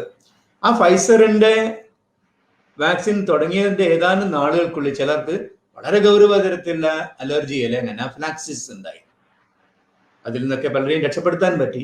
ഇങ്ങനെ ഒരുപാട് കുറച്ച് കേസുകൾ കണ്ടപ്പോൾ കൂടുതൽ പഠനം നടത്തുമ്പോഴാണ് അതിൻ്റെ അകത്തുള്ള ഒരു ഘടകം പോളിയെത്തലീൻ ഗ്ലൈക്കോൾ, പെഗ് എന്നുള്ള, അത് നാനോ പാർട്ടിക്കിൾ ഉണ്ടാക്കുന്ന ലൈപ്പിഡ് നാനോ പാർട്ടിക്കിൾ എന്നുള്ളൊരു കവറിൻ്റെ ഉള്ളിലാണ് ഈ mRNA കടത്തി വെക്കുന്നത്. അതിൻ്റെ ഒരു ഘടകമാണ് ഈ പെഗ് എന്ന് പറയുന്നത്. അതിനെതിരെയാണ് ചിലർക്ക് പറ്റായ്മയുണ്ട്. അത് ചില ആഹാര പദാർത്ഥങ്ങളിലോ എന്തിലൊക്കെയോ കൂടെയുണ്ട്. അപ്പൊ അതിനും അവർക്ക് അലർജി ഉണ്ടാവാം. അത്തരത്തിലുള്ള അലർജി ഉണ്ടോ എന്ന് ചോദിക്കുകയും, ഇത് അലർജി ഉണ്ടായിക്കഴിഞ്ഞാൽ അവരെ ആ സെന്ററിൽ കീപ്പ് ചെയ്തുകൊണ്ട് മരുന്ന് കൊടുക്കാനുള്ള എല്ലാ സംവിധാനങ്ങളും ഒരുക്കിക്കൊണ്ടാണ് പിന്നെ mRNA എത്രയോ മില്യൺസ് ഓഫ് ഡോസസ് നമ്മൾ കൊടുത്തു കഴിഞ്ഞു mRNA വാക്സിന് യൂറോപ്യൻ രാജ്യങ്ങളിലൊക്കെ. അപ്പോൾ അലർജി ഉണ്ടാവാൻ സാധ്യതയുണ്ടെന്ന് നേരത്തെ തിരിച്ചറിഞ്ഞ് എന്നിട്ടും വാക്സിൻ നിർത്തുകയല്ല, അത് ഉപയോഗിക്കുകയാണ് ചെയ്യുന്നത്. കാരണം ഒരു കാര്യത്തിന്റെയും ഏതെങ്കിലും ചെറിയൊരു ദോഷം പറഞ്ഞുകൊണ്ട് നിഷേധിക്കുന്ന അതല്ല ശാസ്ത്രത്തിന്റെ രീതി. അതിന്റെ ഗുണങ്ങൾ കണ്ടെത്തിക്കൊണ്ട് ഈ ചെറിയ പ്രശ്നങ്ങളൊക്കെ അതിജീവിച്ചുകൊണ്ട് നമ്മൾ മുമ്പോട്ടേക്ക് പോവുകയാണ്. ഇനി നമ്മുടെ വാക്സിൻ കോവിഷീൽഡ് ആൻഡ് കോവാക്സിൻ, ഈ കോവിഷീൽഡ് എന്നുള്ള നമ്മൾ ഉപയോഗിക്കുന്ന വാക്സിൻ ഇതുമായിട്ട് ചെറിയൊരു ബന്ധമുണ്ട്. ഈ പറഞ്ഞ പെഗ്, പോളി എത്തലീൻ ഗ്ലൈക്കോൾ എന്ന് പറഞ്ഞതിന്റെ നമ്മളെ ഇവിടെ പോളിസോർബേറ്റ് എന്ന് പറഞ്ഞിട്ടുള്ള സമാനമായ ഒരു ഘടകം ഇതിനകത്തുമുണ്ട്. അത്രയേറെ ഇല്ലെങ്കിലും ചിലർക്ക് അതിനുള്ള നേരിലുള്ള അലർജി ഉണ്ടാവാം. അപ്പം അത്തരത്തിലുള്ള ഒരു അലർജീന്റെ സാധ്യതകൾക്ക് മാത്രമേ നമ്മൾ ഈ വാക്സിനെതിരെയുള്ള അലർജി എന്ന് നമ്മൾ കണക്കിലെടുക്കേണ്ടതുള്ളൂ. അവർക്ക് മാത്രമേ ഗൗരവ തരത്തിലുള്ള ഒരു അലർജി ഉണ്ടാവാൻ സാധ്യതയുള്ളൂ. ഏതൊരു മരുന്നാണെങ്കിലും ഭക്ഷണ പദാർത്ഥത്തിന്റെ അലർജിയും ഇവിടെ വാക്സിനെതിരെ അലർജി ഉണ്ടാവും എന്ന് പറയാനുള്ള കാര്യമില്ല. ഈ വാക്സിന്റെ അടങ്ങിയിട്ടുള്ള ഘടകങ്ങൾ, ഒരു വാക്സിൻ്റെ അകത്ത് അടങ്ങിയിട്ടുള്ള ഘടകങ്ങൾ ആന്റിജൻസ് ഉണ്ടാവും, അതിന്റെ സ്റ്റെബിലൈസർ, പ്രിസർവേറ്റീവ്, അതിന്റെ ഷുഗർ, അതിന്റെ pH, അങ്ങനെയുള്ള കുറെ ഘടകങ്ങൾ അതിനകത്ത് ഉണ്ടാവും, പല സോൾട്ടുകളും ഉണ്ടാവും. ഈ വാക്സിൻ അടങ്ങിയിട്ടുള്ള ആകെയുള്ള ഒരു ഘടകത്തിന് മാത്രമാണ് എതിരെ ഒരു അലർജിക്ക് സാധ്യതയുള്ളത്. അപ്പോൾ സാധാരണ ഈ പറയുന്ന ഭക്ഷണങ്ങൾക്കെല്ലാം അതിന് അലർജി ഉള്ളവരോ പെനിസിലിന് അലർജി ഉള്ളതോ ബാക്കി ഏതെങ്കിലും മറ്റൊരു മരുന്നിന് അലർജി ഉള്ളതോ ഒന്നും തന്നെ ഈ വാക്സിൻ സ്വീകരിക്കുന്നതിന് വിഘാതമല്ല. ധൈര്യമായിട്ട് വാക്സിൻ സ്വീകരിക്കാം. ഞാനതിന്റെ ശാസ്ത്രീയ വശമാണ് പറഞ്ഞത്. പക്ഷേ മാർഗരേഖയിൽ തിരുത്തലുകൾ വന്നാൽ മാത്രമേ നമ്മൾക്ക് വാക്സിൻ സെന്ററിൽ വെച്ചിട്ട് ഈ ഒരു വാക്സിൻ സ്വീകരിക്കാൻ പറ്റുള്ളൂ. അല്ല എങ്കിൽ ഈ പറഞ്ഞ മാതിരി നമ്മളൊരു സമ്മതപത്രം എഴുതി കൊടുക്കുകയോ ആ രീതിയിലൊക്കെ ചെയ്യേണ്ടി വരും. മിക്കവാറും ആ മാർഗരേഖയിലും അടുത്ത് വരുന്ന ആളുകളിൽ മാറ്റം വരും. രാജശേഖർ സാറ് ചോദിച്ച രണ്ടാമത്തെ കാര്യം, 87 വയസ്സുള്ള ആയിട്ടുള്ള ഒരാൾക്ക് ഈ ഓരോ കോർമോർബിഡിറ്റീസും അദ്ദേഹത്തിന് കോവിഡ് വന്നാൽ അടിപെട്ടു പോകാൻ സാധ്യത ഏറുന്ന, അറിയാം നമ്മള് 60 മേലെയാണ് കോവിഡ് വന്നാലുള്ള ഒരു മോർട്ടാലിറ്റി റേറ്റ് കൂടി വരുന്നത്. പടിഞ്ഞാറൻ രാജ്യങ്ങളിൽ അതൊക്കെ ആദ്യമൊക്കെ 2% 60 മുതൽ 70 വരെ, പിന്നെ അങ്ങോട്ട് പോകുമ്പോൾ 5% ആവും. 80 മേലെ ആകുമ്പോൾ ഏകദേശം 15% മോർട്ടാലിറ്റി ഉണ്ടായിരുന്നു ആദ്യകാലം. അത് കുറഞ്ഞു വന്നു. ഇന്ത്യയിലും കേരളത്തിലും അവിടെയും വളരെ കുറവേ മോർട്ടാലിറ്റി റേറ്റ് ഉള്ളൂ. എങ്കിലും 80 മേലുള്ള ഒരാളുടെ മോർട്ടാലിറ്റി ചാൻസ് ഹയർ ആണ്. കോമോർബിഡിറ്റി, ഡയബറ്റീസ് ഉള്ള ഒരാളാണ്, ഹൃദയത്തിന്റെ ബൈപ്പാസ് ചെയ്തിട്ടുള്ള ആളാണ്. അസുഖം കോവിഡ് വന്നാൽ അതുകൊണ്ട് അദ്ദേഹത്തിന് ഗൗരവതരത്തിലുള്ള അസുഖം വരാൻ സാധ്യത ഏറെയാണ്. അപ്പോൾ വാക്സിൻ എടുക്കുന്നതല്ലേ ശരി, വാക്സിൻ എടുക്കുന്നത് തന്നെയാണ് ശരി. അപ്പൊ ഇദ്ദേഹത്തിന് ഈ പറഞ്ഞ കാര്യങ്ങൾ കൊണ്ട് എന്തെങ്കിലും വാക്സിൻ എടുക്കുന്നതിനുള്ള കോൺട്രാഇൻഡിക്കേഷൻ, എടുത്തുകൂടായ്മയുണ്ടോ എന്ന് ചോദിച്ചു കഴിഞ്ഞാൽ അദ്ദേഹത്തിന്റെ മരുന്നുകൾ എന്തെങ്കിലും ഈ ഒരു കാര്യത്തിൽ ഉണ്ടോ എന്നുകൂടി അറിയേണ്ടത്. ചില മരുന്നുകൾ, നമ്മളിപ്പം ആസ്പിരിൻ കഴിക്കുന്നുണ്ട്, ചില ആൾക്കാർ കോപ്പിഡോഗ്രൽ എന്ന് പറഞ്ഞ പ്ലേറ്റ്ലെറ്റിന്റെ ഫംഗ്ഷൻ മോഡിഫൈ ചെയ്യുന്ന മരുന്നുകൾ, ചില ആൾക്കാർ ആന്റികോയാഗുലൻസ് എടുക്കുന്നവരുണ്ട്. അപ്പം അത്തരത്തിലുള്ള ആളുകൾ ഡോക്ടർമാരുമായിട്ട് ഈ ഒരു കാര്യം പറയണം. ഇന്ന മരുന്നുകൾ കഴിക്കുന്നുണ്ട്, അപ്പൊ അതിൽ മോഡിഫിക്കേഷൻ വരുത്തേണ്ടതുണ്ടോ, നിർത്തേണ്ടതുണ്ടോ, തുടരേണ്ടതുണ്ടോ. ആസ്പിരിൻ, കോപ്പിഡോഗ്രലിന്റെ സാധാരണഗതിയിൽ നമ്മൾ വാക്സിൻ അത് വെച്ചുകൊണ്ട് കൊടുക്കുകയാണ് പതിവ്. ലോക്കൽ ബ്ലീഡിങ് ഉണ്ടാവുന്നതെന്ന് സാധ്യത കുറക്കാൻ വേണ്ടി അവിടെ കുറച്ചു നേരം കൂടുതൽ അമർത്തി പിടിക്കണമല്ലാതെ അതുകൊണ്ട് പ്രശ്നങ്ങൾ ഉണ്ടാവാറില്ല. അതേസമയം ആന്റികോയാഗുലൻസ്, ബ്ലഡ് ക്ലോട്ടിങ് എന്നതിന് വേണ്ടിയിട്ട് യൂസ് ചെയ്യുന്ന മരുന്നുകൾ ഹൃദയത്തിന്റെ വാൽവുകളൊക്കെ മാറ്റിവെച്ചിരിക്കുന്ന ആളുകളിൽ mitral valve replacement, aortic valve replacement, mechanical valve replacement, അവിടെ ഇത്തരത്തിലുള്ള ആന്റികോയാഗുലന്റ് കുറേയും കൂടി ഹയർ ഡോസിലാണ്. അവരുടെ INR എന്നുള്ള ഒരു ഘടകം 3 3.5 ഒക്കെ മെയിൻറ്റെയിൻ ചെയ്തുകൊണ്ട് ഈ മരുന്നുകൾ തുടരുന്നുണ്ടാവും. അപ്പൊ ഇത്തരക്കാരുടെ കാര്യത്തിൻ്റെ നമ്മൾ വാക്സിൻ എന്ത് ചെയ്യണം എന്നുള്ളത് അത് ഡോക്ടറുടെ നിർദ്ദേശപ്രകാരം സ്വീകരിക്കുക. അപ്പം ചില സമയങ്ങളിൽ മാത്രം, എല്ലായ്പ്പോഴും അത് കുറക്കുകയോ നിർത്തുകയോ ആയിരിക്കില്ല ചെയ്യേണ്ടി വരിക. എങ്കിലും അത് ഡോക്ടർ നിർദ്ദേശപ്രകാരം മാത്രമാണ് ഈ വാൽവ് റീപ്ലേസ്മെന്റ് ഓൺ ഹയർ ആന്റികോയാഗുലൻസ് അവർ മാത്രം ഒരു നിർദ്ദേശപ്രകാരം ചെയ്യുക. ബാക്കി എന്തുകൊണ്ടും ഇദ്ദേഹത്തിന് വാക്സിൻ സ്വീകരിക്കണം എന്നുള്ളത് തന്നെയാണ്. ഇപ്പൊ നമ്മളെ വാക്സിന്റെ ലഭ്യത കുറവ്, പിന്നെ അതുകൊണ്ട് അത് വാക്സിൻ കൊടുക്കുന്നതിനുള്ള സ്പീഡ് ഒരുപാട് കുറയ്ക്കുന്നുണ്ട്. ആളുകൾക്ക് പെട്ടെന്ന് കൊടുക്കാൻ നമുക്ക് പറ്റുന്നില്ല, കാരണം ലഭ്യതയില്ല എന്നുള്ളതാണ് പ്രശ്നം.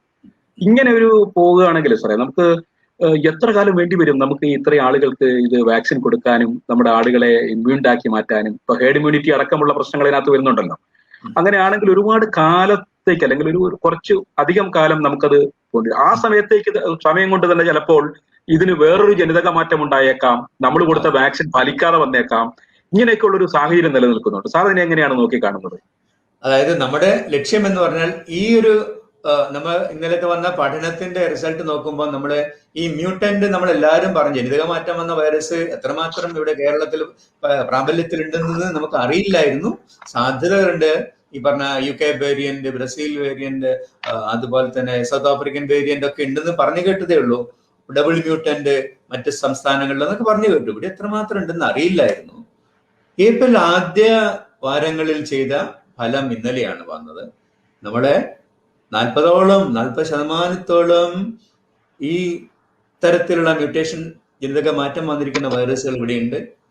ഈ ഏപ്രിൽ ആദ്യവാരം ആണെങ്കിൽ ഈ കാലത്തേക്ക് ഏകദേശം നല്ലൊരു ശതമാനം 70-75% ജനിതക മാറ്റം വന്ന വൈറസുകളാണ്. എന്തുകൊണ്ടോ ഭാഗ്യം കൊണ്ട് ഇതിന്റെ ഇൻഫെക്ടിവിറ്റിയാണ് കൂടുതലായിട്ടുള്ളത്. രോഗത്തിന്റെ ഗൗരവം അധികം കൂടുതൽ ഇല്ല. രണ്ടാമത്തെ കാര്യം, ഇത് വാക്സിനെ അതിജീവിക്കുമോ? നമ്മൾ ഇത്രയേറെ ആളുകൾക്ക് വാക്സിൻ കൊടുത്തു കഴിഞ്ഞിട്ട് അത് വെറുതെ ആയി പോകുമോ? ഇപ്പോഴും ഈ വേരിയൻസിനെതിരെ ഒക്കെയും നമുക്ക് നമ്മുടെ കൊടുക്കുന്ന വാക്സിനുകൾ ഫലപ്രദമാണ്. എക്സെപ്റ്റ് സൗത്ത് ആഫ്രിക്കൻ വേരിയന്റ് എന്ന് പറഞ്ഞതിനെ പറ്റി നമ്മൾ ഒത്തിരി ഭയപ്പെടേണ്ട. കാരണം കോവിഷീൽഡ് ആഫ്രിക്കയിൽ ഈ പറഞ്ഞ ജനിതക മാറ്റം വന്ന സൗത്ത് ആഫ്രിക്കൻ വേരിയന്റിനെതിരെ 10% ഫലമേ കാണിച്ചിരുന്നുള്ളൂ എന്നുള്ളത് കൊണ്ട് കേരളത്തിൽ നമ്മൾ വാക്സിനേഷൻ തീരുമ്പോഴത്തേക്ക് ഈ സൗത്ത് ആഫ്രിക്കൻ വേരിയന്റ് ഒരുപാട് അങ്ങോട്ട് വന്നു കഴിഞ്ഞാൽ നമ്മൾ വീണ്ടും പഴയ രീതിയിലേക്ക് ആവും. ഈ വാക്സിൻ ഫലം ചെയ്യില്ല എന്നുള്ള കാര്യം. ഇനി നാളെ വരുന്ന കാലത്ത് എങ്ങനെയായിരിക്കും? അടുത്ത നാളുകളിൽ വരുമ്പോഴത്തെ ഒരു സ്റ്റഡി, ഇനി പലപ്പോഴും പല കേന്ദ്രങ്ങളിൽ സ്റ്റഡികൾ നമ്മൾ ഈ ജീനോമിക് സീക്വൻസിങ് ജനിതക പഠനങ്ങൾ കൂടുതൽ ചെയ്യും. അപ്പൊ നമ്മൾ ഒന്നുകൂടി വ്യക്തമായിട്ടുണ്ടാവും. ഇപ്പൊ ചെയ്തു നോക്കിയാൽ ചിലപ്പം ഇതിൽ പറഞ്ഞ ഏത് ഡബിൾ മ്യൂട്ടന്റ് ആയിരിക്കാം കൂടുതലുള്ളത്. അപ്പോൾ അതിൽ താഴെയൊക്കെ സൗത്ത് ആഫ്രിക്കൻ വേരിയന്റ് മാത്രം കൂടാതിരുന്നാൽ മതിയായിരുന്നു എന്നാണ് നമ്മൾ ആലോചിക്കേണ്ടത്. കാരണം മറ്റ് ഇതര ജനിതക വ്യതിയാനങ്ങൾക്ക് വന്ന വൈറസുകൾക്കൊക്കെ എതിരെ ഇപ്പൊ കൊടുക്കുന്ന വാക്സിനുകൾ ഒരു പരിധി വരെയെങ്കിലും ഫലം ചെയ്യുന്നുണ്ട് എന്നുള്ളതാണ്. ഇനി നാളെ വരുമ്പോൾ ജനിതക മാറ്റങ്ങൾ വന്ന് ഈ വാക്സിന് തീരെ ഫലമില്ലാതെ ആവാനുള്ള സാധ്യത. അപ്പോൾ നമ്മൾ ലക്ഷ്യമിടുന്നത് എന്താണ്? ഏറ്റവും പെട്ടെന്ന് നമ്മൾ വാക്സിൻ കവറേജ് നടത്തുക. എപ്പോഴാണ് മ്യൂട്ടൻസ് വരുന്നത്? ഇവിടെ ഈ വൈറസുകൾ വല്ലാണ്ട് സ്പ്രെഡ് ചെയ്യുമ്പോഴാണ് ജനിതക മാറ്റങ്ങൾ വന്നുകൊണ്ടിരിക്കുന്നത്. അപ്പോൾ നമ്മൾ ഇതിനൊന്ന് പിടിച്ചു കെട്ടുക എന്നുള്ളതാണ് നമ്മുടെ ലക്ഷ്യം. അത് തന്നെയാണ് നമ്മൾ ഓരോരുത്തരും പ്രവർത്തകരുടെ ഉദ്ദേശവും. നമ്മളെല്ലാം കൂടി വിചാരിച്ചു കഴിഞ്ഞാൽ മാത്രമേ, എന്നാൽ ഡോക്ടർ അനീഷ് കൃത്യമായിട്ടുള്ളൊരു കണക്ക് പറഞ്ഞു. നമ്മൾ 1-5 അർജുനന്റെ അമ്പ് പോലെയാണ്. അർജുനന്റെ അമ്പ് പോലെയാണ്. എടുക്കുമ്പോൾ 1, തൊടുക്കുമ്പോൾ 10, ഇപ്പം കൊള്ളുമ്പോൾ 10,000 കോടിയോ ആയിട്ട് മാറുന്നു പറയുന്ന രീതിയിലാണ് ഇതിന്റെ. അപ്പൊ അതിനെ പിടിച്ചെടുത്താനും നമ്മൾക്കേ ആവുള്ളൂ എന്നുള്ളതാണ്. അപ്പോ നമ്മൾക്ക് ഓരോരുത്തരും ഇതിൻ്റെ അകത്തുള്ള പങ്ക് വഹിക്കാനുള്ളത് അവിടെയാണ്. അതാണ് ഈ പ്രഭാഷണങ്ങളുടെ ഒക്കെ ഒരു സാരം. എന്ത് വെറുതെ അറിവ് നേടി മിണ്ടാതിരിക്കാനല്ല, അറിവ് പ്രയോഗത്തിൽ വരുത്താനാണ്. നമ്മൾ വിചാരിച്ചാൽ ഈ കാര്യങ്ങളൊന്നും ഭയപ്പെടുന്ന ഒരു കാര്യം ഉണ്ടാവാതെ വരുമെന്നാണ്. അപ്പോൾ ഞാൻ പറഞ്ഞത് എത്ര ഏർലിയസ്റ്റ് നമ്മൾ വാക്സിൻ കവറേജ് ഉണ്ടാവണം. അതിനുള്ള എല്ലാ കാര്യവും പറ്റില്ല, കാരണം വാക്സിൻ ഷോർട്ടേജ് ഒരു യാഥാർത്ഥ്യമാണ്. എനിക്ക് തോന്നുന്നു അതിനെ മറികടക്കാനുള്ള മാർഗങ്ങൾ എന്തൊക്കെയാണെന്നുള്ളത് ഡോക്ടർ ജയകൃഷ്ണനാണ് അതേക്കുറിച്ച് ഒരു നല്ലൊരു ലേഖനം എഴുതിയിട്ടുണ്ട്. അദ്ദേഹമാണ് നാളത്തെ ടോക്കിലുള്ളത്. അപ്പൊ ഈ വിഷയത്തെ കുറിച്ച് എനിക്ക് തോന്നുന്നു ഒന്നുകൂടി നന്നായിട്ട് തന്നെ ഡോക്ടർ ജയകൃഷ്ണന് സംസാരിക്കാൻ പറ്റും. ആ ചോദ്യത്തിന്റെ ഉത്തരം എന്നെക്കാളും നന്നായിട്ട് വിശദീകരിച്ചിട്ട് നാളെ അദ്ദേഹത്തിൽ നിന്ന് നമുക്ക് കേൾക്കാം. ഈ കോവിഡ് ഇൻഫെക്റ്റഡ് ആയി എന്ന് അറിയാണ്ട് ചില ആളുകൾക്ക് അറിയത്തില്ലല്ലോ, അവർ അറിയാതെ ഇൻഫെക്ഷൻ അവർ ഇങ്ങനെ പോയിട്ട് വാക്സിൻ എടുക്കുന്നു. അങ്ങനെ എടുത്താൽ പ്രത്യേകമായിട്ട് എന്തെങ്കിലും പ്രശ്നങ്ങൾ ഉണ്ടാകുമോ? അത് എങ്ങനെയാണ് സാർ അതിനെ കുറിച്ചിട്ട്? നമ്മള് ഇന്ന് ഈ ഒരു കാര്യം, എനിക്ക് ഇൻഫെക്ഷൻ ആയിരിക്കാൻ സാധ്യതയുണ്ട്, അപ്പോ അതുകൊണ്ട് ഞാൻ എന്ത് ചെയ്യേണ്ടു? ഇൻഫെക്ഷൻ ആയോ എന്നറിയാനുള്ള ആന്റിബോഡി ടെസ്റ്റുകൾ ഞാൻ ചെയ്തു നോക്കിയതിനു ശേഷം വാക്സിൻ എടുത്താൽ മതിയോ എന്നുള്ളൊരു ചോദ്യം. പക്ഷേ പ്രായോഗിക തലത്തിൽ നമുക്കത് സാധ്യമാവില്ല. ഇന്നത്തെ സാഹചര്യം, നമ്മളിപ്പോൾ അറിയാം എത്രയാണ് കേസുകൾ, എത്ര ആളുകൾക്ക് പോസിറ്റിവിറ്റി ഉണ്ടാവാൻ സാധ്യതയുണ്ട്, എത്ര ആളുകൾ സിംറ്റമാറ്റിക് ആയിട്ടുണ്ടാകാൻ സാധ്യതയുണ്ട്. ഒരുപാട് ആളുകളിൽ നമ്മളൊപ്പം നടക്കുന്ന സംസാരിക്കുന്ന ആളുകളിൽ പോസിറ്റിവിറ്റി ഉണ്ടാകാൻ സാധ്യതയുണ്ട്. അപ്പം അവരുടെ വാക്സിൻ എടുക്കുന്നത് ടെസ്റ്റ് ചെയ്ത് നോക്കിയിട്ട് ചെയ്യാൻ പ്രായോഗികമായിട്ട് പറ്റില്ല. അപ്പോൾ ചോദ്യം, അവർക്ക് വാക്സിൻ എടുത്താൽ എന്താ കുഴപ്പമുണ്ടാവോ? ഉണ്ടാവില്ല. അവർക്ക് സുരക്ഷിതമായി തന്നെ വാക്സിനേഷൻ എടുക്കാം. അപ്പൊ നമ്മളിപ്പം മറ്റ് മാർഗരേഖകള് രോഗം തീവ്രമായിട്ട് വന്ന് മാറിയിരിക്കുന്ന ആളുകൾക്ക് പോലും വാക്സിൻ എടുക്കാം. അത് നമ്മളൊരു മാസത്തെ ഇടവേളയ്ക്ക് ശേഷമാണെന്ന് മാത്രം. അപ്പൊ നമുക്ക് കിട്ടിയിരിക്കാൻ രോഗലക്ഷണം ഇല്ലാതെ നമുക്ക് കിട്ടിയിരിക്കാൻ സാധ്യതയുണ്ടല്ലോ. അത് അവിടെ വാക്സിൻ വേണമോ എന്നുള്ള ചോദ്യം, വാക്സിൻ എടുത്താൽ എന്തും കുഴപ്പമുണ്ടാവും എന്നുള്ള ചോദ്യം, രണ്ടും. അതായത് വാക്സിൻ എടുത്താൽ ഒരു കുഴപ്പമുണ്ടാവില്ല. നമ്മൾ ആര് ചോദിച്ചു കഴിഞ്ഞാലും വാക്സിൻ എടുക്കണം എന്ന് തന്നെ പറയാവുള്ളൂ. അതുപോലെ സാർ, ഈ 2 ഡോസ് വാക്സിനും എടുത്ത ഒരാള് 2 ഡോസും എടുത്തു കഴിഞ്ഞിരിക്കണം, അയാള് പിന്നെ കോവിഡ് വൈറസിന്റെ വാഹകരാകുന്നതിന് എന്തെങ്കിലും സാധ്യതയുണ്ട്? നമ്മൾ ആദ്യമേ തന്നെ എന്താണ് വാഹകർ അല്ലെങ്കിൽ കാരിയർ എന്ന് പറയുന്നത്?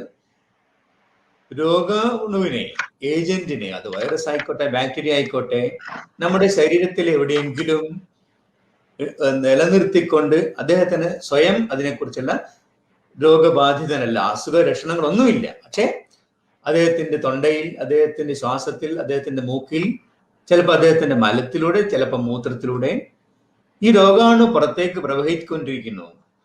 അത് മറ്റുള്ളവർക്ക് ഒരു ഭീഷണിയാവുന്നു. അത്തരത്തിലുള്ള ഒരു അവസ്ഥയാണ് നമ്മൾ കാരിയർ സ്റ്റേറ്റ് എന്ന് പറയുന്നത്. ഇത്തരം സാധ്യതകൾ ഓരോ രോഗാവസ്ഥയിലും വ്യത്യസ്തമാണ്. നമ്മൾ ചരിത്രത്തിൽ പഠിച്ചിരിക്കുന്ന ഏറ്റവും വലിയൊരു കാരിയർ എന്നുള്ള ഉദാഹരണമാണ് ടൈഫോയിഡ് മേരി. എൻ്റെ ഓർമ്മയനുസരിച്ചിട്ട് 19-ാം നൂറ്റാണ്ടിലാണ് അവരുടെ ജീവിതകാലത്തിനുള്ളിൽ എത്രയോ ആളുകൾക്ക് ടൈഫോയിഡ് കൊടുത്തു. അവര് പല വീടുകളിലും ജോലി ചെയ്യുകയായിരുന്നു. അവിടെയുള്ള ആളുകൾക്ക് മുഴുവൻ അവർ ഭക്ഷണം സപ്ലൈ ചെയ്ത് കഴിഞ്ഞാൽ ടൈഫോയിഡ് വരും. കാരണം അവർ ടൈഫോയിഡ് വന്ന് മാറി അവരുടെ മലത്തിലൂടെ എപ്പോഴും ഈ രോഗാണു പുറത്തേക്ക് വന്നുകൊണ്ടിരുന്നത്. അവരുടെ ഗോൾ ബ്ലാഡറിലാണത് ബാക്കിയായിട്ട് നിൽക്കുന്നത്. അവർക്കൊന്നും രോഗമില്ല, പക്ഷെ ഈ ബാക്ടീരിയ പുറത്തേക്ക് വരുമായിരുന്നു. അപ്പൊ അവരാണ് അതിന്റെ കാരണം എന്ന് വളരെ വൈകിട്ടാണ് തിരിച്ചറിയുന്നത്. ടൈഫോയിഡ് മേരിയാണ് ഏറ്റവും വലിയ ഒരു ഉദാഹരണം ചരിത്രത്തിലുള്ളത്.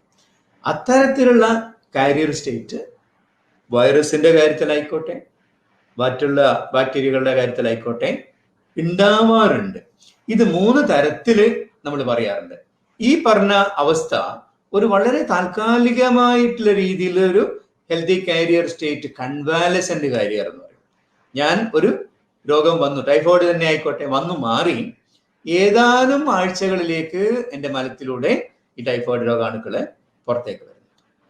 അതുമാതിരി ഡിഫ്തീരിയ വന്നു. അപ്പൊ ഡിഫ്തീരിയ വന്ന ആളുകൾക്ക് ചിലപ്പം ഏതാനും നാളുകൾ കാരിയറായിട്ട് അവരിൽ നിന്ന് മറ്റൊരാൾക്ക് കൊടുക്കാൻ പറ്റും, അവർക്കൊരു അസുഖം ഇല്ലാതെ. അത് രോഗലക്ഷണങ്ങൾ ഉണ്ടായിട്ട് വന്നാവാം, രോഗലക്ഷണം ഇല്ലാതെ ആവാം. ഇപ്പൊ മലപ്പുറത്തൊക്കെ നമുക്ക് 2015 2 കുട്ടികൾ മരിച്ചു. പിന്നീട് വലിയ എപ്പിഡമിക് നമ്മൾ കണ്ടു. അവിടെയൊക്കെ രോഗം നിലനിർത്തുന്നതിന് രോഗലക്ഷണമില്ലാത്ത ഇത്തരം കാരിയർ വളരെ കൂടുതൽ പങ്ക് വഹിച്ചിരുന്നു. അത്തരം സാധ്യത ഏതെങ്കിലും കൺവാലസെന്റ് കാരിയർ അല്ലെങ്കിൽ ക്രോണിക് കാരിയർ സ്റ്റേറ്റ് ഈ വൈറസിനുണ്ടോ എന്ന് ചോദിച്ചു കഴിഞ്ഞാൽ ഇപ്പോഴത്തെ അറിവനുസരിച്ചിട്ടില്ല. കാരണം ഒരു രോഗാണു കോവിഡ് അകത്തേക്ക് കയറി കഴിഞ്ഞാൽ ഈ ശ്വാസത്തിലൂടെ ഏകദേശം മറ്റൊരാൾക്ക് പകർന്നു കൊടുക്കാവുന്ന രീതിയിൽ 10 ദിവസത്തോളം മാത്രമാണ് അത് വയബിൾ വൈറുലന്റ് എന്നുള്ള രീതിയിൽ. ഞാൻ പറഞ്ഞ വയബിൾ ആൻഡ് വൈറുലന്റ് എന്ന് പറയുന്നത് ഇത് ജീവനുള്ള രീതിയിലും അതിൻ്റെതായിട്ടുള്ള വിറുലന്റ് ആയിട്ടുള്ള രീതിയിലും ആവുമ്പോൾ മാത്രമേ മറ്റൊരാളിലേക്ക് പകർന്നു കൊടുക്കുള്ളൂ. ഈ കോവിഡ് രോഗാണു മലത്തിൽ ഒരുപാട് ആഴ്ചകളോളം കണ്ടെത്തിയിട്ടുണ്ട്. 6 ആഴ്ചകളോളം കോവിഡിന്റെ ലൈവ് വൈറസുകൾ ഡെമോൺസ്ട്രേറ്റ് ചെയ്തിട്ടുണ്ട്. പക്ഷെ അതൊരിക്കലും അതിലൂടെ പകർന്നു കൊടുത്തിട്ടില്ല. അതുപോലെ തന്നെ നമ്മൾ കേട്ടിട്ടുണ്ടാവും ഇതിന്റെ ജനിതക ഘടകമായിട്ടുള്ള RT-PCR 104 ദിവസത്തോളം നമ്മൾ ഡെമോൺസ്ട്രേറ്റ് ചെയ്തു. നമ്മൾ RT-PCR ട്രേസ് ചെയ്തുകൊണ്ട് ആൾക്കാരെ പിടിച്ചിരുത്തുകയായിരുന്നു. അനങ്ങരുത്, പോകരുത്, വീട്ടിലിരിക്കണം. 28 ദിവസം RT-PCR നെഗറ്റീവായിട്ട് പുറത്തിറങ്ങിയാൽ മതി. ഈ RT-PCR എന്താണ്? മരിച്ച് മണ്ണടിഞ്ഞ് പോയ വൈറസിന്റെ എല്ലും തോലും മാത്രമാണ് നമ്മൾ തൊട്ടു നോക്കിയിട്ട് പറയുന്ന വൈറസാണ്. അതാണ് ഈ RT-PCR ടെസ്റ്റ് നമ്മൾ ഒരു ഡിസ്ചാർജിന്റെ ക്രൈറ്റീരിയ അല്ലെങ്കിൽ ക്വാറന്റൈൻ്റെ അല്ലെങ്കിൽ ക്രൈറ്റീരിയ ആയിട്ട് എടുക്കാൻ പാടില്ല എന്ന് പറഞ്ഞത്. അതാണ് പുതിയതായിട്ട് ഡിസ്ചാർജ് ക്രൈറ്റീരിയ നമ്മൾ മാറിക്കഴിഞ്ഞു. RT-PCR വെച്ചിട്ടല്ല ഇവരെ ഐസൊലേഷന്റെ ടൈം തീരുമാനിക്കേണ്ടത്. ഒരു 10 ദിവസത്തിനപ്പുറത്തേക്ക് ഇദ്ദേഹത്തിൽ നിന്ന് മറ്റൊരാളിലേക്ക് രോഗം പകർന്നു കൊടുക്കാനുള്ള സാധ്യത ഇല്ല തന്നെ. കാരണം ഈ വൈറസിനെല്ലാം ബാല്യവും യൗവനവും വാർദ്ധക്യവും ഒക്കെ ഉണ്ട്. ഞാൻ ഒരു തമാശാ രൂപത്തിലാണെങ്കിലും ഏത് ജീവിയുടെ കാര്യത്തിലും അതിന്റെ യൗവനകാലവും വാർദ്ധക്യവും കഴിഞ്ഞത് മരിച്ചു പോകും. അതിൻ്റെ ഒരു കാലഘട്ടമാണ് 7, 10, 8 ആ ഒരു കാലത്തിനപ്പുറത്തേക്ക് അത് വയബിൾ ആവില്ല. അത് അപൂർവമായിട്ട് ചിലപ്പം വളരെ ഗൗരവതരത്തിലുള്ള അസുഖം വന്നിട്ടുള്ള ആൾക്കാരിൽ ചിലപ്പം അതിന് നമ്മൾ കുറച്ചുകൂടി ഒരു മുഴം അപ്പുറത്തോട്ട് നിൽക്കുകയാണ്. 14 ദിവസം വരെയാണ് മറ്റുള്ളവർ പറയുന്നെങ്കിൽ ഇവരിൽ 20 ദിവസം വരെ അവരെ മാറ്റി നിർത്താം. കുറച്ചുകൂടി സുരക്ഷിതത്തിന് വേണ്ടിയാണ് ചെയ്യുന്നത്. അതുപോലെ ചില രോഗാവസ്ഥകളിൽ രോഗപ്രതിരോധം കുറഞ്ഞിരിക്കുന്ന ആളുകളിൽ വരുമ്പോഴും ചിലപ്പം ഈ വൈറസ് കുറച്ച് കൂടുതൽ സമയത്തേക്ക് നിന്നേക്കാം എന്നുള്ളത്. പക്ഷെ നിൽക്കാനുള്ള സാധ്യത കുറവ് തന്നെയാണ്. അപ്പൊ ഞാൻ ഇദ്ദേഹം ചോദിച്ചതിനും ആ കാരിയറിന്റെ സാധ്യത കുറെ നാളത്തേക്ക് രോഗം പകർന്നു കൊടുക്കാനുള്ള സാധ്യതയോടുകൂടിയുള്ള നിലനിൽക്കുന്ന ഒരവസ്ഥ ഈ കോവിഡിന്റെ കാര്യത്തിൽ ഇല്ല. ഓക്കെ സാർ, ഒരു സ്പെസിഫിക് ആയ ഒരു ചോദ്യമുണ്ട് സാറേ. മാർച്ച് 8-ാം തീയതി കോവിഷീൽഡ് എടുത്ത ഒരാൾ ഏപ്രിൽ മാസം 17-ാം തീയതി അദ്ദേഹത്തിന് ഒരു പൂച്ച കടിക്കുകയും അദ്ദേഹം റാബീസ് വാക്സിൻ എടുക്കുകയും ചെയ്തു. റാബീസ് വാക്സിന്റെ അടുത്ത 20-ഉം 24-ഉം തീയതികളിൽ പിന്നീട് എടുത്തു. അതിന്റെ അടുത്ത ഘട്ടം മെയ് 15-ാം തീയതി എടുക്കുകയും വേണം. അപ്പൊ ഇനി ശരിക്കും പറഞ്ഞാൽ അദ്ദേഹം അടുത്ത വാക്സിൻ, നമ്മുടെ കോവിഡ് വാക്സിൻ എന്നെടുക്കാൻ പറ്റുമോ അദ്ദേഹത്തിന്? ഇതൊരു ചോദ്യം അദ്ദേഹം ചോദിച്ചിട്ടുണ്ട്. ഈ ഒരു ചോദ്യം ഇന്നലെ ഡോക്ടർ അനീഷ് വളരെ വ്യക്തമായിട്ട് ഉത്തരം പറഞ്ഞിട്ടുള്ളതാണ്. അതായത് ജീവന് ഭീഷണിയാവുന്ന എന്തെങ്കിലും ഒരു കാര്യം വന്നു കഴിഞ്ഞാൽ അതിനെ ചികിത്സിക്കുന്നതിനാണ് പ്രാമുഖ്യം. ഇപ്പം കോവിഡ് വാക്സിൻ സ്വീകരിച്ചുകൊണ്ടിരിക്കുന്ന ഒരാളിന് പട്ടി കടിച്ചു കഴിഞ്ഞാൽ തീർച്ചയായിട്ടും പട്ടി കടിച്ചതിന്റെ കോഴ്സ് കംപ്ലീറ്റ് ചെയ്യണം, അതിൻ്റെതിരെയുള്ള സുരക്ഷിതത്വം നേടുക എന്നുള്ളതിനാണ് പ്രാമുഖ്യം. അപ്പോ ഇപ്പോഴുള്ള മാർഗരേഖ അനുസരിച്ച് നമ്മൾ ഈ വാക്സിന്റെ ആന്റി റാബീസ് വാക്സിന്റെ ഷെഡ്യൂൾ തീർക്കുക. അത് 2 തരത്തിലുള്ള ഷെഡ്യൂളാണ്. നമ്മൾ IDRV തൊലിക്കടിയിൽ കൊടുക്കുന്ന ഷെഡ്യൂളുണ്ട്, IM കൊടുക്കുന്ന ഷെഡ്യൂളുണ്ട്.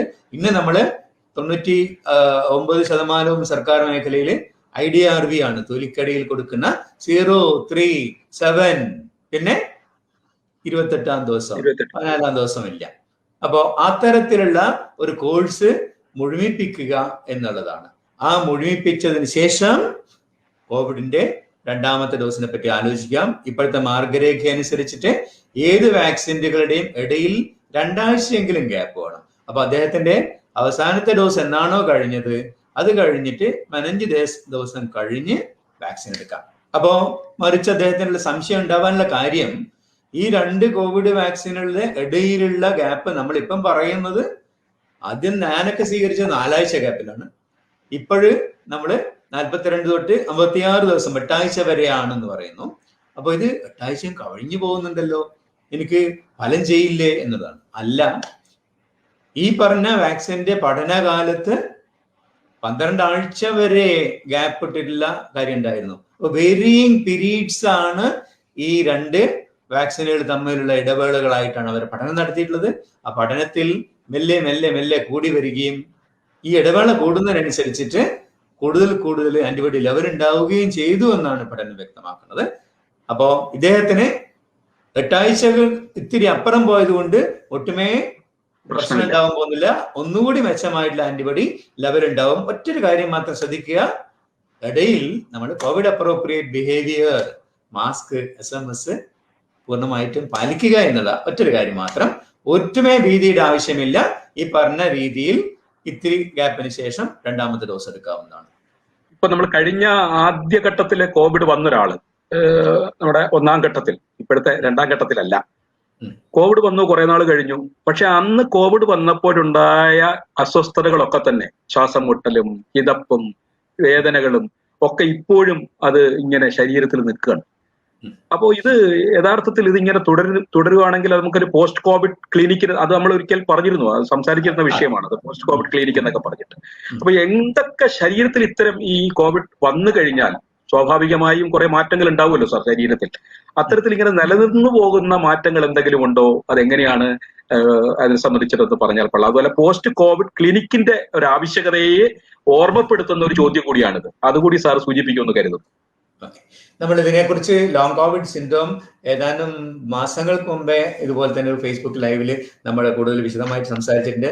അപ്പൊ ഈ ചോദിച്ച അദ്ദേഹം ഒന്ന് അതും കൂടി കേൾക്കണമെന്ന് പറയുന്നു. സാധാരണഗതിയിൽ നമ്മൾ പോസ്റ്റ് കോവിഡ് സിൻഡ്രോം ഏകദേശം 12 ആഴ്ച അത്രയും നീണ്ടു നിൽക്കുന്ന ഒരു സാഹചര്യത്തിലാണ് കൂടുതൽ കാണാറ്. അതിനപ്പുറത്തേക്ക് ഈ രോഗലക്ഷണങ്ങൾ പതിയെ പതിയെ പതിയെ ഇല്ലാതെയാവും. പോസ്റ്റ് കോവിഡിന്റെ ലക്ഷണങ്ങൾ പല സിസ്റ്റത്തിന്റെ പല അവയവ വ്യവസ്ഥകളെയും അപൂർവമായിട്ട്, മിക്ക അസുഖങ്ങളും 3 ആഴ്ച കൊണ്ട് മാറുമെങ്കിൽ ചിലരിൽ മാത്രമാണ് 6 ആഴ്ചയോ 12 ആഴ്ചയോ ഒക്കെ നിൽക്കുന്നത്. അതിനെയാണ് നമ്മൾ post Covid long Covid syndrome എന്ന് പറഞ്ഞിരുന്നത്. അതിനുള്ള വ്യത്യസ്തതയിൽ രീതിയിലുള്ള അവയവങ്ങളെ ബാധിക്കുന്ന, ഞരമ്പുകളെ ബാധിക്കുന്നുണ്ടായിരുന്നു, ശ്വാസകോശത്തെ തന്നെ ബാധിക്കുന്നുണ്ടായിരുന്നു, ചില മാനസിക കാര്യം, ഒരുപാട് ലക്ഷണങ്ങൾ അതിന്റെ ഭാഗമായിട്ട് ഉണ്ടാവുമായിരുന്നു. പക്ഷേ മിക്കതും ഒരു 12 ആഴ്ചയോടുകൂടി വലിയ കുറഞ്ഞ് ഇല്ലാതെയാവുന്ന കാര്യമാണ് നമ്മൾ 99% ആളുകളിലും കണ്ടിട്ടുള്ളത്. അപ്പം ഇദ്ദേഹത്തിന്റെ കാര്യം അതിലും ഇപ്പുറത്തോട്ടേക്ക് രോഗലക്ഷണങ്ങൾ നീണ്ടു നിൽക്കുന്നു എന്ന് അദ്ദേഹം പറയുന്നു. അപ്പൊ അതിനുള്ള സാധ്യത എത്രയുണ്ട് എന്നുള്ളത് മിക്കപ്പോഴും അദ്ദേഹത്തിന്റെ ഒരു ആകാംക്ഷയാവാം ഒരു പരിധി വരെ അതേക്കുറിച്ചുള്ള വേവലാതി. പക്ഷേ മുഴുവനായിട്ടും അങ്ങനെ തള്ളിക്കളയാനും പറ്റില്ല. എന്തുകൊണ്ടാണെന്ന് വെച്ചാൽ നമ്മുടെ പൂർവ്വ അനുഭവം, കൊറോണ വൈറസിന്റെ പൂർവ്വകാല 2002 വന്നിരിക്കുന്ന സാർസും 2012 വന്നിരിക്കുന്ന വേഴ്സും, ഈ സാർസ് വന്ന കാലത്ത് കുറെ ഏറെ പേർക്കെങ്കിലും ഈ പറഞ്ഞ ചില രോഗലക്ഷണങ്ങൾ, പ്രത്യേകിച്ചും അവരുടെ ശ്വാസകോശത്തിൽ വന്നിരിക്കുന്ന സ്ഥായിയായ മാറ്റങ്ങൾ, അത് നീണ്ടു നിൽക്കുന്ന തരത്തിലുള്ളതായിരുന്നു. അത് വർഷങ്ങളോളം, 1-2 വർഷങ്ങൾക്കൊക്കെ നീണ്ടു നിൽക്കുന്ന മാറ്റങ്ങളും ആ വൈറസിന്റെ സമയത്ത് ഉണ്ടായിരുന്നു. സമാനമായ ഒരു അവസ്ഥ അപൂർവമാണെങ്കിൽ പോലും ഈ SARS-CoV-2 നമ്മൾ COVID-19 ഉണ്ടായിക്കൂടാ എന്ന് നമുക്കിപ്പം ഉറപ്പിച്ച് പറയാൻ ആവില്ല. പക്ഷെ നമ്മൾ ഇത്തരത്തിലുള്ള അനുഭവം വെച്ചിട്ട് ഈ മാസങ്ങൾക്കപ്പുറത്തേക്ക് നീണ്ടു നിൽക്കുന്ന സാധനം കുറവാണ്. അപ്പം ഇദ്ദേഹത്തിന് ഇങ്ങനെ ലക്ഷണം ഉണ്ടെങ്കിൽ തീർച്ചയായിട്ടും പോസ്റ്റ് കോവിഡ് ക്ലിനിക്കുകളിലേക്ക് ചെല്ലണം. ഇത് തീരെ സാധ്യതയെ ഇല്ലെന്ന് പറഞ്ഞ് സാധന ലഘുവായി കാണുകയല്ല. ഈ പറഞ്ഞ ഡോക്ടർമാർ അതേക്കുറിച്ച് വിശദമായിട്ടുള്ള ഓരോ സിസ്റ്റത്തിന്റെയും പരിശോധനകൾ ചെയ്യും. ഇൻഫ്ലമേറ്ററി മാർക്കേഴ്സ് ഉണ്ടോ എന്ന് നോക്കാം, എക്സ്റേന്റെ അകത്ത് എന്തെങ്കിലും മാറ്റം ഉണ്ടോ എന്ന് നോക്കാം, അവയവ വ്യവസ്ഥകളുടെ ഒരു ഫംഗ്ഷൻ അസസ് ചെയ്യാം. അത്തരത്തിലുള്ള പഠനങ്ങള് അല്ലെ പരിശോധനകള് അദ്ദേഹത്തിന് വേണം. ഇപ്പൊ നേരത്തെ പറഞ്ഞു പോസ്റ്റ് കോവിഡ് ഒരു ക്ലിനിക്കുകൾ എവിടെയൊക്കെ ഉണ്ട്? നമ്മളെല്ലായിടത്തും, എല്ലാ സർക്കാർ സംവിധാനങ്ങളിലും ഇവരെ പിന്തുടരാനുള്ള ക്ലിനിക്കുകൾ ഉണ്ട്. അപ്പം നമ്മുടെ മെഡിക്കൽ കോളേജുകളിലും മറ്റ് എല്ലായിടത്തും ഈ ഒരു പിന്തുടർച്ചാ ക്ലിനിക്കുകൾ ഉണ്ട്. ഇനി അങ്ങോട്ടും അതിന്റെ പ്രാധാന്യം വർദ്ധിക്കുന്നു എന്നുള്ളത് തന്നെയാണ്. അതേക്കുറിച്ച് എന്തുകൊണ്ടാണ് നമ്മളിപ്പം അതിനേക്കാളേറെ മുൻഗണന കൊടുക്കാനുള്ള കാര്യങ്ങളുണ്ടായപ്പോൾ അത് കുറച്ചൊന്ന് പുറകിൽ പോയി എന്ന് മാത്രമേ ഉള്ളൂ. അത് ഇതിനപ്പുറത്തേക്ക് പോകുമ്പോഴത്തേക്ക് അത് പ്രാമുഖ്യം കൊടുത്തുകൊണ്ട് തന്നെ മുമ്പോട്ടേക്ക് പോകും. Okay sir, okay. ഒരു സ്പെസിഫിക് ചോദ്യമാണ് അടുത്തതും. ഒരാളിന് ശ്വാസതടസ്സം വരികയും അത് വാൽവ് ചുരുങ്ങിയതാണ് എന്ന് കണ്ടെത്തുകയും അതുമായി ബന്ധപ്പെട്ടൊരു സർജറി നടക്കുകയും അതിന്റെ മരുന്നുകൾ അദ്ദേഹം കഴിച്ചുകൊണ്ടിരിക്കുകയുമായിരുന്നു. പക്ഷെ ഇപ്പൊ അദ്ദേഹം മരുന്ന് കഴിക്കുന്നില്ല. കാരണം ഡോക്ടർ നിർത്താൻ പറഞ്ഞിട്ടൊന്നും അല്ല, അദ്ദേഹത്തിന് ചില പ്രശ്നങ്ങൾ ഉള്ളതുകൊണ്ട് അദ്ദേഹം കഴിക്കുന്നില്ല. പക്ഷെ ഇപ്പോ അദ്ദേഹം വളരെ പേടിക്കുകയാണ്. ഇപ്പൊ ഈ കോവിഡ് അദ്ദേഹത്തിന് പിടിക്കുമോ, കോവിഡ് വാക്സിൻ എടുക്കാമോ, ഒരു പാനിക് സിറ്റുവേഷൻ ആണ് അതെ. അപ്പൊ അദ്ദേഹം വളരെ ആകാംക്ഷയോട് ഈ ചോദ്യം ചോദിക്കുന്നു. സാർ എന്താണ് അതിന് പറയുക? അദ്ദേഹം നേരത്തെ നമ്മൾ 87 വയസ്സുള്ള ഒരാളുടെ കാര്യം പോലെ തന്നെയാണ്. നമ്മളിപ്പം ഏതാളുകൾക്കാണ് ഈ കോവിഡ് വന്നാൽ അതിന്റെ പ്രത്യാഘാതങ്ങൾ കൂടുതലുണ്ട് എന്ന് ചോദിച്ചു കഴിഞ്ഞാൽ, ഓരോ അവയവ വ്യവസ്ഥകൾക്കും പ്രശ്നമുള്ള കോമോർബിഡിറ്റീസ് ഉള്ള ആളുകൾ, അത് ഹൃദയത്തിൻ്റെതാവട്ടെ, ശ്വാസകോശത്തിന്റെ ആവട്ടെ, ലിവറിന്റെ ആവട്ടെ, അവരെല്ലാം ഒരിത്തിരി കൂടുതൽ റിസ്ക് ഉള്ളവരാണ്. അപ്പൊ അവര് വാക്സിൻ എടുത്ത് പ്രതിരോധം നേടുകയാണ് വേണ്ടത്. അതിന്റെ മറ്റേ വശമാണ് അതിന്റെ സുരക്ഷിതത്വം. ഇദ്ദേഹത്തിന്റെ കാര്യത്തിന്റെ അകത്ത് വാക്സിൻ സുരക്ഷിതമാവുമോ എന്നുള്ളതാണ് അദ്ദേഹത്തിന്റെ ആകാംക്ഷ ഉള്ളത്. അദ്ദേഹം പറഞ്ഞു കേട്ടപ്പോ നമ്മള് വാൽവിന്റെ ചുരുങ്ങുക, അതിന് ഒരു ബലൂൺ വാൽവോട്ടമി ചെയ്തു എന്ന് പറഞ്ഞു. അത് ഏത് തരത്തിലുള്ള ഹൃദയത്തിന്റെ കാര്യം എന്നറിയില്ല. നമ്മൾ കാണുന്നത് ജന്മന വൈകല്യമുള്ള ഹൃദയത്തിന്റെ വാൽവിന്റെ ചുരുക്കമുണ്ട്, പൾമണറി സിനോസിസ്, അയോട്ടിക് സിനോസിസ് എന്നുള്ള പറയുന്നത്. അതല്ലെങ്കിൽ റൊമാറ്റിക് ഫീവർ വന്ന് rheumatic heart disease, valvular heart disease, അങ്ങനെ അദ്ദേഹത്തിന്റെ മൈട്രൽ വാൽവിന് അല്ലെങ്കിൽ അയോട്ടിക് വാൽവിനൊക്കെ ചുരുക്കമുണ്ടാവാം. ഇതിനുള്ള ഇന്റർവെൻഷൻസ് പലതരത്തിലും ചെയ്യാറുണ്ട്. ഈ ബലൂൺ വാൽവോട്ടമി എന്ന് പറയും. ഞരമ്പുകളിലൂടെ കടത്തിക്കൊണ്ടുപോയി അവിടെ ബലൂൺ വെച്ച് വാൽവിനെ വികസിപ്പിക്കുന്ന ചികിത്സ, അല്ലെങ്കിൽ ഓപ്പറേഷൻ ചെയ്തിട്ട് അതിനെ മാറ്റുന്ന പലതരത്തിലുള്ള ചികിത്സകളാണ്. ഇദ്ദേഹം പറഞ്ഞ വാൽവിനുള്ള ചികിത്സ ചെയ്തിട്ടുള്ള ആളുകള് ഇത്തരത്തിലുള്ള ഒരു ബലൂൺ വാൽവോട്ടമി ആണെങ്കിൽ തുടർച്ചയായിട്ടുള്ള അധികം മരുന്നുകൾ സാധ്യതയില്ല. പക്ഷേ വാൽവ് റീപ്ലേസ്മെന്റ് മെക്കാനിക്കൽ വാൽവ് ആണെങ്കിൽ ഞാൻ നേരത്തെ പറഞ്ഞ പ്രകാരം തുടർച്ചയായിട്ടുള്ള മരുന്നുകൾ വേണ്ടതുണ്ട്. ആ മരുന്നുകൾ ഡോക്ടറുടെ നിർദ്ദേശപ്രകാരം ചെയ്യേണ്ടതുണ്ട്. അത് രക്തത്തിന്റെ ബ്ലഡ് തിന്നിങ്ങിന് വേണ്ടിയിട്ടുള്ളതാണ്. അത് കഴിക്കുമ്പോൾ അദ്ദേഹത്തിന്റെ നിർദ്ദേശപ്രകാരം INR മോണിറ്റർ ചെയ്തുകൊണ്ട് ആണ് ചെയ്യേണ്ടത്. എനിക്ക് തോന്നുന്നു അദ്ദേഹം മരുന്ന് നിർത്തിയിട്ടും ഒരു പ്രശ്നമില്ല എന്ന് പറയുന്ന സിറ്റുവേഷന്റെ അകത്ത് ബലൂൺ വെച്ചിട്ടുള്ള ചികിത്സ ആയിരിക്കണം സ്വീകരിച്ചിരിക്കുന്നത്. അതുകൊണ്ടാണ് തുടർച്ചയായിട്ടുള്ള ഒരു മരുന്നില്ലാതെ വലിയ പ്രശ്നമില്ലാത്തത് പോകുന്നത്. അല്ലായിരുന്നു എങ്കിൽ ഇതിനു മുമ്പേ വല്ല പ്രശ്നങ്ങൾ ഉണ്ടായി. അദ്ദേഹത്തിന് വാക്സിൻ സ്വീകരിക്കുക തന്നെയാണ് വേണ്ടത്. പക്ഷേ ഡോക്ടറുടെ മാർഗനിർദ്ദേശപ്രകാരം അദ്ദേഹത്തിന്റെ ഇത് പറഞ്ഞും ചെയ്തു കാണിച്ചും കൊണ്ട് തന്നെയാണ് ചെയ്യേണ്ടത്. ഇപ്പൊ വാക്സിന് പൊതുവെ നമ്മൾ എല്ലാ മരുന്നുകൾക്കും സൈഡ് എഫക്ട്സ് ഉണ്ട്. അതുപോലെ വാക്സിനും സൈഡ് എഫക്ട്സ് ഉണ്ടാവാം. ഇപ്പോ ചില ആളുകൾ പറയുന്നത് ഈ വാക്സിൻ എടുത്തത് കൊണ്ട് ഹാർട്ട് അറ്റാക്ക് ഉണ്ടാകുന്നു, അല്ലെങ്കിൽ മറ്റു ചില അസുഖങ്ങൾ ഉണ്ടാകുന്നു എന്നൊക്കെ പറഞ്ഞിട്ടുള്ള പേടിപ്പെടുത്തുന്ന ചില വാർത്തകൾ ഇങ്ങനെ വരുന്നുണ്ട്. അപ്പൊ അത് എത്രമാത്രമാണ് സാർ ഇതിന്റെ ഒരു സാധ്യത? ഈ കോവിഡ് രോഗാണുവിന് വളരെ ഇഷ്ടമുള്ള ചില കാര്യങ്ങളാണ്. അത് രക്തക്കുഴലുകളില് രക്തം കട്ട പിടിച്ച് അവിടെ ഇവിടെയൊക്കെ തടസ്സം ഉണ്ടാക്കുന്നത്. കോവിഡ് രോഗാണുവിന്, കോവിഡിന്റെ അവസ്ഥക്കാണ് നമ്മൾ പറയുന്നത്. അപ്പൊ കോവിഡിന്റെ ഒരു ആദ്യത്തെ ഒരാഴ്ചയില് രോഗാണു മൾട്ടിപ്ലൈ ചെയ്യുന്നു. പിന്നീട് അങ്ങോട്ട് നമ്മുടെ പ്രതിരോധ വ്യവസ്ഥ ഭ്രാന്തെടുത്തുകൊണ്ടുള്ള രോഗലക്ഷണങ്ങളാണ്. അതിലും ശ്വാസകോശത്തിന്റെ അകത്തുള്ള രക്തക്കുഴലുകൾക്കാണ് ചെറിയൊരു തടസ്സം വന്നിട്ടാണ് ആ ഓക്സിജൻ അബ്സോർപ്ഷന്റെ പ്രശ്നം വന്നിട്ടാണ് ഹൈപ്പോക്സിയ ഉണ്ടാവുന്നത്. അപ്പോ അത് കഴിഞ്ഞ് മാറുന്ന ഘട്ടത്തിലാണ് പലപ്പോഴും ഈ ലോങ് കോവിഡ് സിൻഡ്രോമിന്റെ കാലഘട്ടത്തിലൊക്കെയാണ് പലപ്പോഴും രക്തക്കുഴലുകൾ കട്ട പിടിക്കുകയും സ്ട്രോക്ക്, പക്ഷാഘാതം ഉണ്ടാവുന്നു. അതുപോലെ തന്നെ ഹൃദയാഘാതം, മയക്കാടിൽ ഇൻഫാക്ഷൻ ഉണ്ടാവുന്നു, മറ്റ് രക്തക്കുഴലുകളുടെ തടസ്സം ഉണ്ടാവുന്നു. അതൊക്കെ പതിവാണ് കോവിഡിന് ശേഷവും. അദ്ദേഹത്തിന്റെ ചോദ്യം അതല്ല, വാക്സിൻ എടുത്താൽ ഇത്തരത്തിലുള്ള ഒരു രക്തക്കുഴലുകൾ കട്ടപിടിക്കുന്ന കാര്യം അത് ഒരുപാട് ആൾക്കാർ പറഞ്ഞു കേൾക്കുന്നുണ്ടല്ലോ, അതിനെപ്പറ്റി ഭയം ചെയ്യേണ്ടതുണ്ടോ? ഇതും ഞാൻ പറഞ്ഞു. ആദ്യം ബ്രിട്ടനിലാണ് വാക്സിൻ കൊടുത്ത ശേഷം ഇത് ആസ്ട്രസെനിക്ക വാക്സിൻ, നമ്മുടെ കോവിഷീൽഡിന്റെ അതിൻ്റെതായിട്ടുള്ള ശരിയായിട്ടുള്ള വാക്സിൻ, അതിന്റെ ഒരു ഭാഗമാണ് നമ്മൾ ഇപ്പൊ കോവിഷീൽഡ് ആയിരിക്കുന്നത്. അവിടെ ആസ്ട്രസെനിക്ക കൊടുത്ത കുറച്ച് കേസുകളിൽ ഒരു കാര്യം ശ്രദ്ധിച്ചു. തലച്ചോറിലുള്ള രക്തക്കുഴലുകൾ, സിരകളിൽ തടസ്സം, ക്ലോട്ട് ഫോം ചെയ്യുന്നു, ബ്ലീഡിങ് ഉണ്ടാവുന്നു, ഒപ്പം ഈ പ്ലേറ്റ്ലെറ്റുകൾ കുറയുന്നു, ത്രോംബോസൈറ്റോപീനിയ. അപ്പൊ നേരത്തെ ആദ്യം കണ്ടപ്പോഴൊക്കെ ഇത് യാതൊരു ബന്ധവുമില്ലാത്ത കാര്യമാണെന്ന് കരുതി. പക്ഷേ അതേ സമാനമായിട്ടുള്ള കുറച്ച് കേസുകൾ ആദ്യം ഇത് ഒന്നുമില്ല എന്ന് കരുതി യൂറോപ്യൻ മെഡിക്കൽ ഏജൻസി ഇതിനെ അതുപോലെ തന്നെ MHRAയും കുറേയും കൂടി പഠനങ്ങൾ നടത്തുകയും ഇതുമായിട്ട് ബന്ധത്തിനൊരു സാധ്യത കാണുന്നു എന്ന് കണ്ടെത്തുകയും ചെയ്തു. പക്ഷേ അവരെന്ത് ചെയ്തു? ഈ കാര്യം പറഞ്ഞ് വാക്സിൻ നിർത്തുകയല്ല ചെയ്തത്. കാരണം അതിന്റെ ഇൻസിഡൻസസ്, ഇതുപോലെ സാധ്യതകൾ ഉണ്ടെങ്കിലും അതിനുള്ള ഇൻസിഡൻസ് വളരെ വിരളമായിരുന്നു. 1,00,000 ഓരോ കേസുകളൊക്കെയാണുള്ളത്.